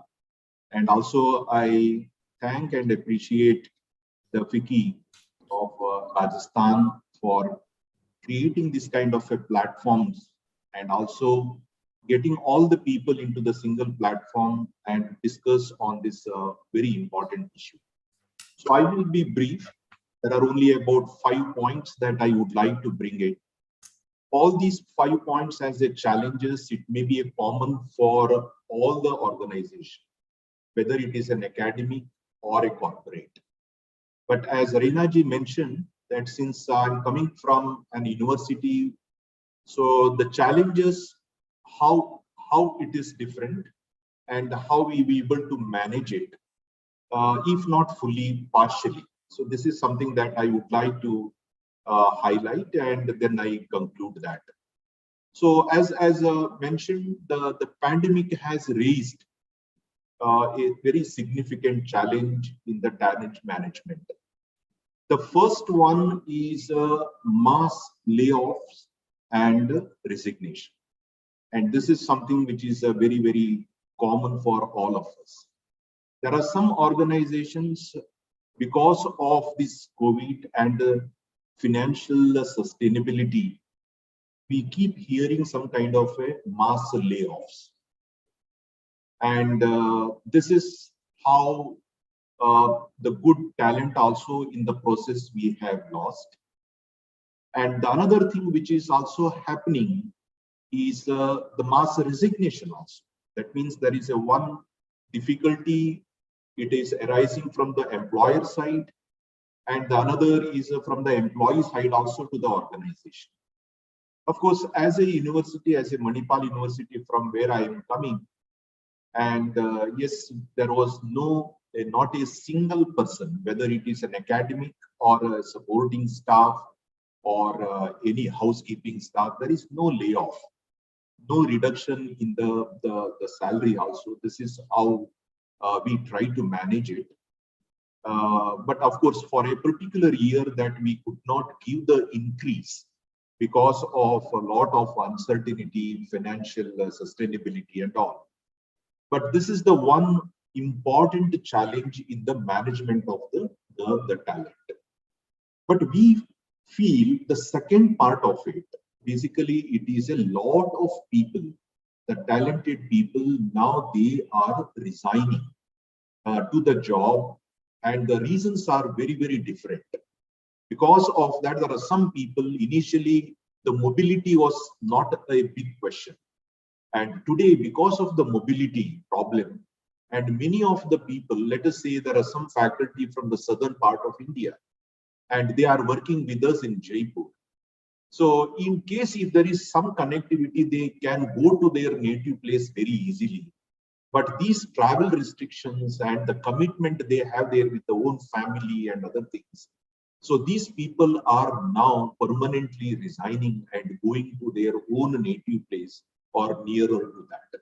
And this is something, although they also do not want, they are happy with the organization, but this is the main challenge the academic institutions are also finding. So although the layoff is not there in many of the academic institutions, because we require these teachers for the teaching, but the resignation from the larger crowd, and that too with the talented, experienced faculty members, is something that which we, every institution, are finding a difficulty. And this is an additional burden and pressure on the talent acquisition which comes for the university. This is the number one.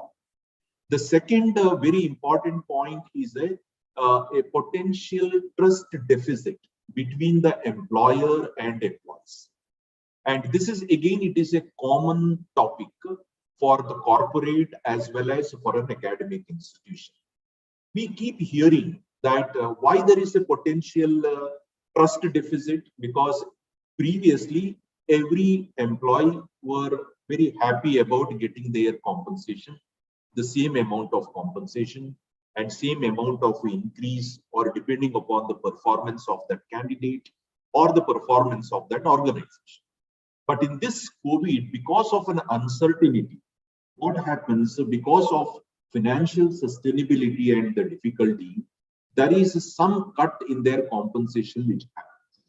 So for example, maybe a 20%, 30% compensation cut, whether there is a next year, whether there is an increment or happening or not, all these kind of an uncertainty, it brings some kind of a trust deficit between the employer and the employees, and that has created a lot of problems. Of course, in this university, in our university, although we haven't, deducted any kind of a salary during this particular period, but I am also as an open to this particular forum. That is, in 1 year, we could not give that kind of an increase because of a lot of uncertainty on this and admissions. Although once the admissions is over, we increase that kind of a compensation, but still, because of an uncertainty, we keep hearing from the media and on outside, there would be another variant which is coming. What happens next? All this uncertainty will create some kind of a trust deficit between the employer and employees. And so that may create, although people may not resign and go, but still there is that trust deficit will, decrease the efficiency, the pleasure of working in that organization. This is the second part, which usually it is another challenge that we have it. The next kind of the challenge is a demand of a flexibility. So everybody wants the flexibility now. And to some extent, yes, they are right. For example, as an employee, they say that, okay, work from home is the right thing for me. Or instead of a 6 days work, you make it is 3 days work. Or the rest 3 days that I will do it from my house. So this is another demand for that kind of a flexibility keep coming. Yes, everyday travel will also be a difficulty, and they need to engage, and they have their own difficulty and all. And another important stakeholder for us or the university is the student. Student also wants this kind of a flexibility. Of course, depending upon their parent also. Some people would like to come back to the campus, whether we like it or not, they want this campus life. And some, they do not want it to come back to the campus. Whether they come back to the campus or not, they demand that examination to be an online. Because now, having these examination in online, they have some kind of advantage. They think, because maybe we are not smart enough to give that kind of a proctored examination. They may think that they may crack it very easily, they get a good score and all. But unfortunately, as an university, we have some kind of an apprehension. If every examination which happens on online, tomorrow the corporate like you and industry, how do you perceive it? Whether the marks, whether he got it is the right marks or right credentials, how the regulatory will look into it, how the overseas universities will look into it, so that these and giving this kind of a too much flexibility, whether my students will lose the experiential part of learning. So this is another difficulty period that we have it, because even in academics, every part cannot be done by distance or in a virtual mode. We want them to come to it, but this demand of the flexibility is another major challenge. And sometimes if you do not give that kind of a demand in the HR, this is the topic for us, they may leave because there are some other university will ready to give that kind of a flexibility with the same kind of a salary. So these are all the another very important, Renaji. This is the major thing that which we are finding difficulty. But to what extent we can give this flexibility, even of course, I keep talking to Raina Saab or the other vice chancellors, and we come to a particular kind of a conclusion. But in my opinion, this is another challenge. Truly speaking, we do not know how exactly we can go it. And even the government guidelines, if you say, they give the permission to open the film theater, they will give the permission to open metro train, everything, mall, but the education institution opening, it is at the last. I do not know the reason behind it. And some student or the faculty who requires this facility, they use this kind of a guidelines and show that, see, the government is giving it. So they demand these flexibility. To some extent, it could be a very difficult for us. The fourth one is the urgency of overcoming the skill gaps. And this is urgency of over the skill gaps. Because today, when we talk about the online education, in the online mode, many of the teachers we have recruited, we haven't tested their skills. And if you ask me, as a teacher, I lost my natural habitat. The natural habitat for me is the classrooms. I would be very happy, or many of my faculty members would be very happy to deal these in the classroom by seeing the faces and seeing the students' way or engagement. But today, I need to speak to the larger crowd by seeing my own face. So we are not the actors, and in front of the camera that we need to do it and create that kind of interest and impact and influence. So this is a very, very difficult kind of, so there is an urgency to improve the skills. So how to, and today the PPT concept is a boring. So we need to create some kind of an animated kind of a movies, and the content need to be done differently. And none of my teachers are competent enough to do it. So now I need to create another center, and the teacher need to give the content, and the center need to connect content management in a way which is more suitable. So that is the another major challenges. But this is how we are addressing now. We are creating. I can't make teachers to learn that. Then the focus of learning and the impact giving a lecture, it may go. The last point is the changing business priorities. So it may be more on for the corporates, but even the academic institutions. See, for example, as a Manipal University. So now in the Corona period, there is one more business vertical is approved for us, like an online education. And because of some of the qualities that which we have exhibited, university has given that kind of a thing. Okay, so now the question is, now there is two verticals we have in the university. One is the campus-based education, and another is the online education. So now slowly the business priority will change for us, whether we need to concentrate on that or whether we need to concentrate more on this, whether the skilled employees we need to appoint that. But fully speaking, if you understand, both can be a complement. So the online education platform help me for campus-based program also, because there are some of the events and the curriculum can be delivered to this platform. So this has to be a complemented each other. But sometimes, as I told, that whenever there is a change in the business priorities, it gives some kind of a new hope for the development. So these are the 5 points that I have it, and I will stop it, Reena Saab, because these are from the educational point of view. I'm sure that many other points will also come. And thank you very much. And I would be very happy maybe if there are some questions at the end. Over to Reena Saab. Yeah, thank you, Prabhu sir. I think the 5 points that you have raised, the concerns or issues or challenges that the academics are facing or are working on are really relevant, pertinent, right? Many of these challenges in maybe slightly different forms will also be there in the corporate circles as well. When you talk about particularly layoffs and resignations, right? Trust deficit, flexibility demand, urgency to fill the skill gap, or business priorities. I think industry has also understood those and has responded to those, as you have tried to respond to them in the best way you could.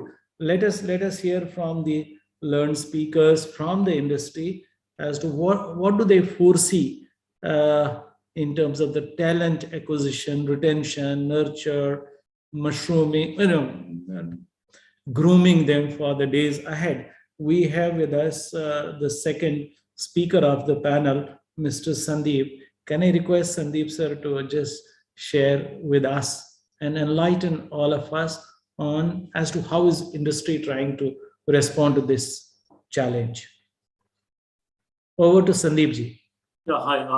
Thanks, Professor. And first of all, my gratitude to FICCI Rajasthan for inviting me here and talking about this important topic right now. Look, I think a lot of it has already been covered by Dr. Prabhu, but from a corporate standpoint, the way I look at it is, we have seen change happen over the last 15, 20 years. Starting from 9/11, then the financial crisis happened, or maybe before that, there was a nation crisis, then the financial crisis happened, and then SARS and this one. And I've seen all of those, sitting sometimes in India, sometimes outside. This really has changed our lives quite a bit, because one, obviously it's prolonged quite a bit. And secondly, it's involving health. I think people have, unfortunately, people have lost their lives, at least in financial crisis and all that, those things didn't happen. So this has altered the psyche of employees and the corporate quite a bit. It's been going on for the last 2 years. It may, God forbid, if it just continues for another year or so, it seems like it may, because with the Omicron variant, somewhere I was reading that it's going to be even worse than the previous one, I mean, in the sense, the spread may not be as bad as the Delta variants in terms of mortality, but otherwise it's going to be very bad. But this has just accelerated the change that the corporate in any case would have gone through. Every 4 or 5 years, there's a cycle of change that the corporate was viewing or the business was viewing in the last 20 years. I think this has just accelerated that by a few years. So the way we look at talent, the way the talent looks at us is quite different now.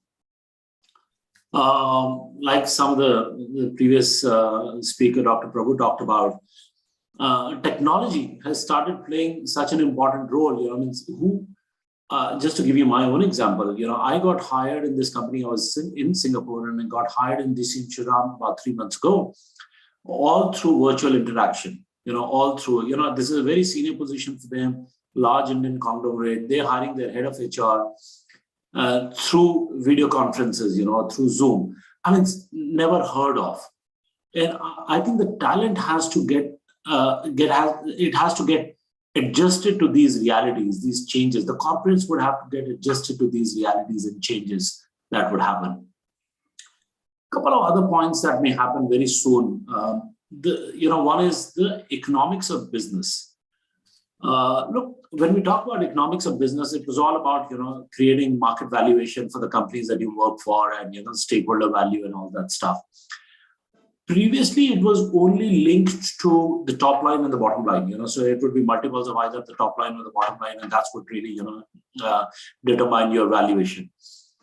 Now there is a new angle that has come in, which is ESG, sustainability. The purpose, is that organization having a larger purpose than only earning profit, or it's only about doing the day-to-day routine business and keeping their balance sheet healthier. So sustainability is going to be becoming big. I have seen a lot of talent which is now gravitating towards organizations that have larger values or larger purpose. So the company that I worked for earlier before joining this year was a company called Xylem, which is into water technology. And it is an offshoot of a very large US conglomerate called ITT. But the value proposition that company had was that we serve in the business of water, so we solve water, world's problem of water in whatever way that we can, so it's a higher purpose organization that we have, that we had elucidated ourselves to be. So I think that is the economics of business is moving away from the numbers to really, a lot of other things, and the talent is getting geared more towards it, and that talent is kind of looking at that purpose as a more driving force than really the numbers in the salary they get. The other piece, which adversely is affecting us, this is a positive, the adverse effect of the pandemic is going to be globalization or lack of globalization, let's put it this way. 10 years ago, we were one big, large global world, global organization, people moving from India to other places and vice versa, and back and forth.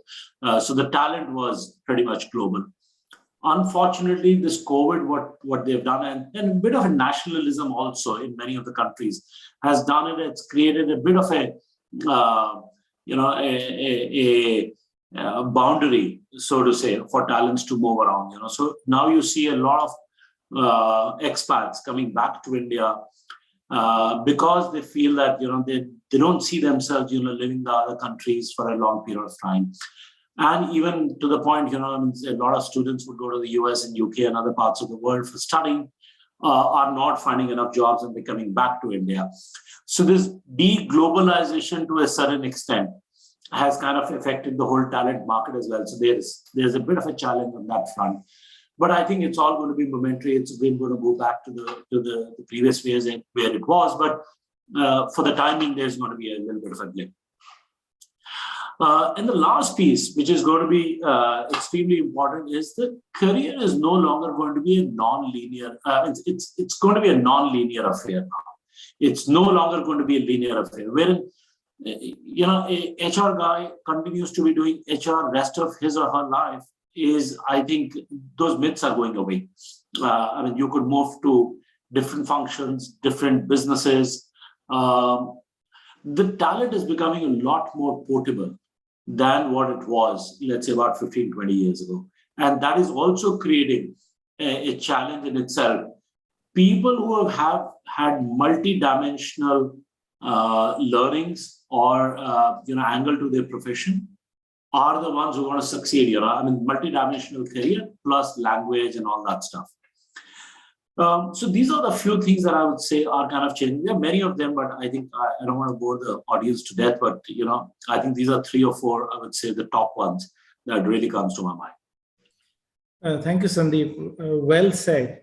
There are a couple of questions which I'll take towards the end, if time permits, for each of the 2 speakers.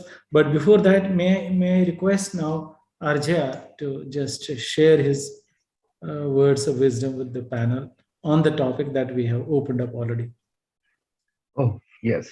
So thank you, Dr. Renasa, and thank you, Vicky, for giving me this opportunity to speak in this panel and also listening to all the stalwarts of the industry. I'll be very concise on putting my point across. The topic which you have suggested is what and how industry is is taking action on the global scenario, which is there at this point in time. I mean, number one, we discussed about the situation of pandemic. And number two, I mean, what are the resultant of the pandemic situation and which is now happening in almost every industry. The Dr. Prabhu said that yes, the deficit of trust and respect. I mean, why this deficit of trust and respect? How industry is acting onto it? The industry is acting deficit of trust and respect because of this uncertainty. Now, uncertainty of layoff and uncertainty of mass resignation. So both are a resultant of that. So industry, I mean, almost all the HR leaders or maybe the CEOs, CXOs, they are acting that what to do to further develop that trust and respect. That's going to be the action plan for all the industries now. Number one, when we talk about the trust and respect, we are talking about their emotional strength, so their financial strength, and also their physical strength. So the companies now are focusing on to develop all these specs of their entire employee base. So is creating, say, this atmosphere that yes, we are together and we all need to act together to address the pandemic situation, and which will be certainly affecting the adversity of the entire business scenario. Second point which will be coming is now, which is the discussion point, is what competencies and what the industry looking at towards the academia, or how the industry is filling up the sourcing and the vacancy gap. I mean, there are certainly number of aspects which almost all the industries are working. Now, Dr. Prabhu has shared that academia is also facing the difficulties of the pandemic, as people would not like to come to the campus. The interpersonal relationship and the knowledge of experience of handling something of their own, that's what it is missing. Now, when the industry, for an example, going for the entry level hiring, what is happening? What industry normally look at the entry level hiring? They looked at the cognitive, they looked at their fundamentals, and they looked at their experiences on the projects and all. Now the project part is missing. I mean, it is not happening now. So the restriction on cognitive and their fundamentals, being it is online, then fundamentals are also getting difficulties. I mean, people are not able to do the justification to their fundamental knowledge. Now, industry has to take entry level hiring. So therein, lot of AI based technology and lot of recruitment, tools which are being used by the different industry to justify their decision making pattern, to avoid the unbiasedness. So as an industry, we are doing that because that's a part which is every company is needed that part for their bench strength and also for the pipeline of resource. Yes, of course, the number and scales are different. Different companies sector, they are acting differently onto that, because the category of employment, I mean, if I'll talk about the manufacturing, the category of employment, see the working hand, then the middle management and the top management. So differently, the different sourcing model we are adapting. So what my one point of request to the academia here, which I was talking to in my MOUs and all, that the zero based working condition. I mean, what zero based? That disruption and the digitalization, which is happening on daily basis. Things are changing on daily basis. So the students those who are working, can we advise something, though it is online or offline, a brainstorming session and ask them to prepare something. What are the technological advancement is happening in your particular subject? And let's discuss onto that. So in that way, what will happen? The industry will go there and talk to the candidates and students. they'll have the students, those who are abreast themselves with the technological advancement. And Dr. Prabhu has already mentioned another point. I'm just taking the clue of his 5 pointers, which are the valid pointers for the industry in India, the domestic industries, which is working in this kind of business scenario. The other thing is the demand for work from home kind of structure. So the company earlier was decided to go for work from home. Then there are some positive and negative. Then it go for the hybrid structure. Now everybody is thinking of taking them back and working from office kind of. Now that also bringing lot of uncertainty and lot of complexity into the job scenario. Pandemic has taught us that the socialized structure of our family has to be not from the single unit family. Now it has to be combined family and the joint family, which was there, say, some years back. So now almost a chunk of people, they are thinking of going back to their own family, the joint family, because the uncertainty of entire business scenario and the health and hygiene is changing on the daily basis. So the resultant of all these resignations and all are affected that. So now what industry is acting on to that? I'm also sharing the action point which we are doing. Now industry is proactively acting on to that. We are looking at, say for an example, Genus is based out at Jaipur. So what we are looking at in India, like who are the employees or who are the candidates, though are from Jaipur or maybe Rajasthan wanted to come back to Jaipur. So we are leveraging that by utilizing our resource, by utilizing our technology to understand the employee base who are coming back to Jaipur. So in a way, what is happening? We are helping them to be there with their family and also meeting our vacancies and because this is the part of the art.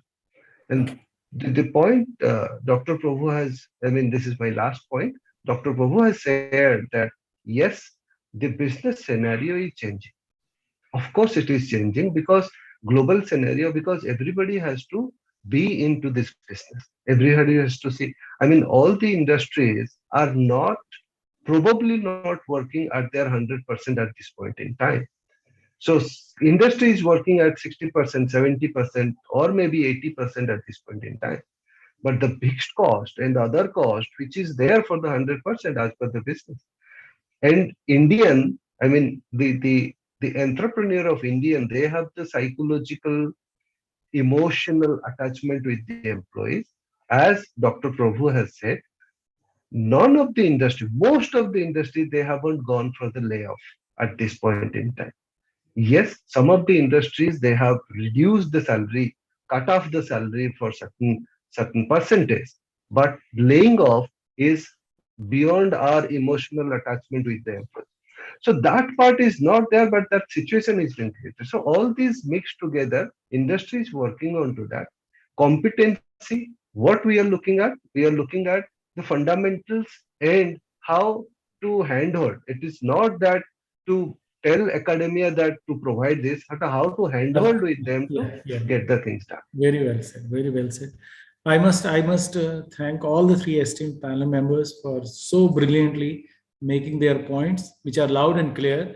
But I was taking a look at some of the questions. I'll just use the leftover 2 minutes in quickly asking three pointed questions to the three speakers, and would request them to be very, very quick to respond to those. Not a rapid fire, but just something like that. I start with Prabhu. There's a question from the audience that how do you foresee the change in behavior of the faculty and the students who have been experienced now to an extent in online teaching, and we hope we are switching to offline.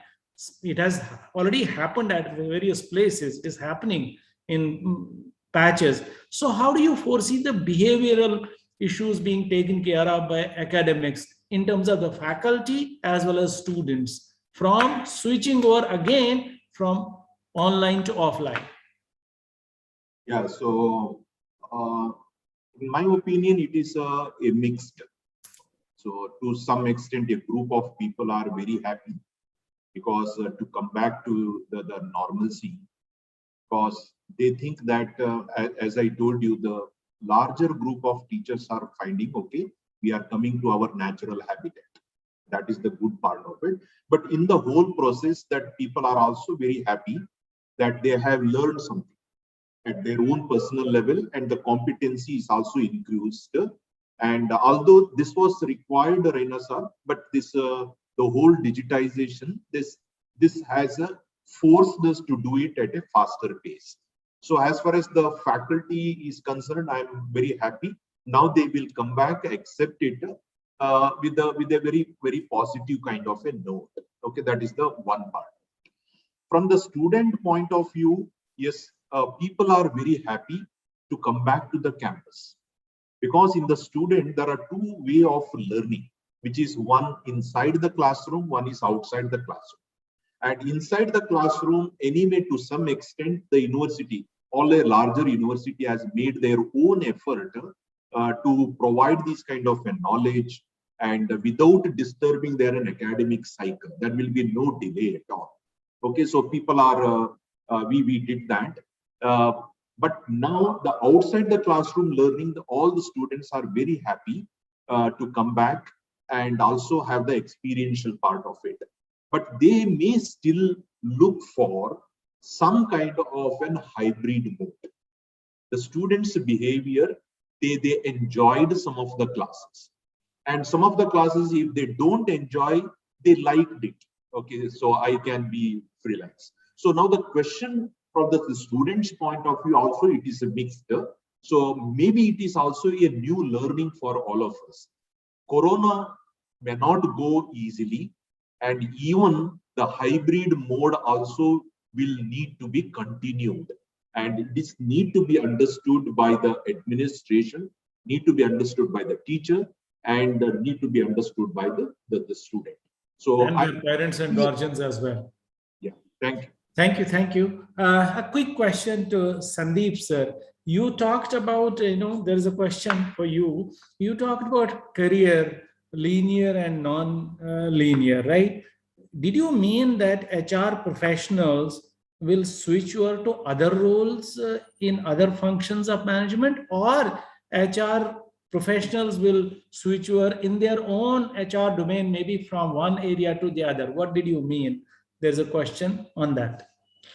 No, I meant the first one. I mean, HR initially, if you recall, IR guys will only do IR in their lives. They'll never do personal management, or talent and all that.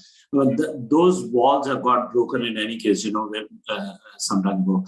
Now I'm talking about HR getting into non-HR stuff. There are a lot of examples now where HR people have moved into business roles, and also vice versa. So it's not only about HR, but I think people are now looking at very, very different non-linear kind of, career progressions, and at different points of life, a bunch of time in their lives. Some part of their life, they believe that, as an example, they want to do HR, but, after 15, 20 years of being in HR, they believe that they want to do something else because that's what their calling was. So, those things have started happening now and will continue to happen more. Okay. A quick similar observation on Ajay's part. You talked about online, offline impacting on cognitive skills, fundamental skills, and also the project part. How do you think, a hybrid mode of education, the Prabhuji was talking about, some part of it in online, some part of it offline, going forward, because you never know when it's going to end and restart again.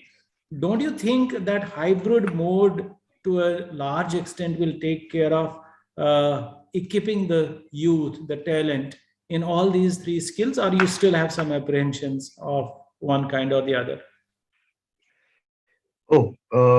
It's a good question. And number one, when I citing that problem, it was not pointing to the academia at all. I mean, it was a problem for the industry and academia both. As you suggested, certainly the way forward is the hybrid kind of model. Now, this hybrid model is is the need of the hour, because nobody knows that when this situation is going to be changed. We need to be adapted with the situation, whatever is going on now. When I talk about the hybrid kind of situation, I mean model. So what I observe personally is now a lot of memorandum of understanding has been signed by a lot of institutes with the industry, and this is not to take the industry alone forward, but the institutes, they are also coming up. Yeah. That for an example, say uh, we, and if that skill set is not available into the market, then we are providing our technical support and education to the institute to run a certification program. It is online and offline both. So we are ready with the source over the period of time. So yes to your answer, that the hybrid kind of model is the need of the hour, and we need to focus into that. Thank you, Ajay. Thank you, Sandeep. And thank you, Prabhu sir, for a very lively, meaningful, insightful, and engaging panel discussion. I thank you once again, and I thank Vicky and Atul and Rahul in particular for giving me a call yesterday to be able to be a part of this discussion here. I have enjoyed and learned a lot thoroughly. And thank you so much. Over to Atul. Thank you, Dr. Rana, for moderating the session so well. And we have taken the discussion to the next level. And now, as we move forward, probably we should move towards positioning Rajasthan as the talent factory for the wherever you have business, but the talent should go from Rajasthan, and we are with the institutions like we have, and how we can collaborate, develop those institutions, and create a connect so that we become a talent factory for all kinds of jobs. We were in Dubai recently for this World Expo when the state participated. And we're so proud to know that around 70% of the chartered accountants and company secretaries over there are from Rajasthan. Oh, great. So we have a lot of strengths. How we can collectively collaborate and capitalize on those strengths will be the way forward.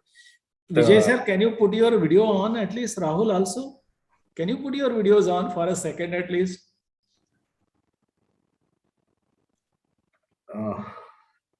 No, they are not there, right? Okay. So that is how we monitor attendance in the class. Prabhu sir, am I right? That is how we monitor attendance. So with this, we come to the close of Yeah, this. Rahul marked present. With this, we come to the close of the 6th edition of HR Summit. And I'm sure that the whatever takeaways we had from this summit, we will work upon it so that we have a stronger industry academia connect, stronger talent pool, quality talent pool, which can be supplied not only for industries in Rajasthan, but across the country and globe also.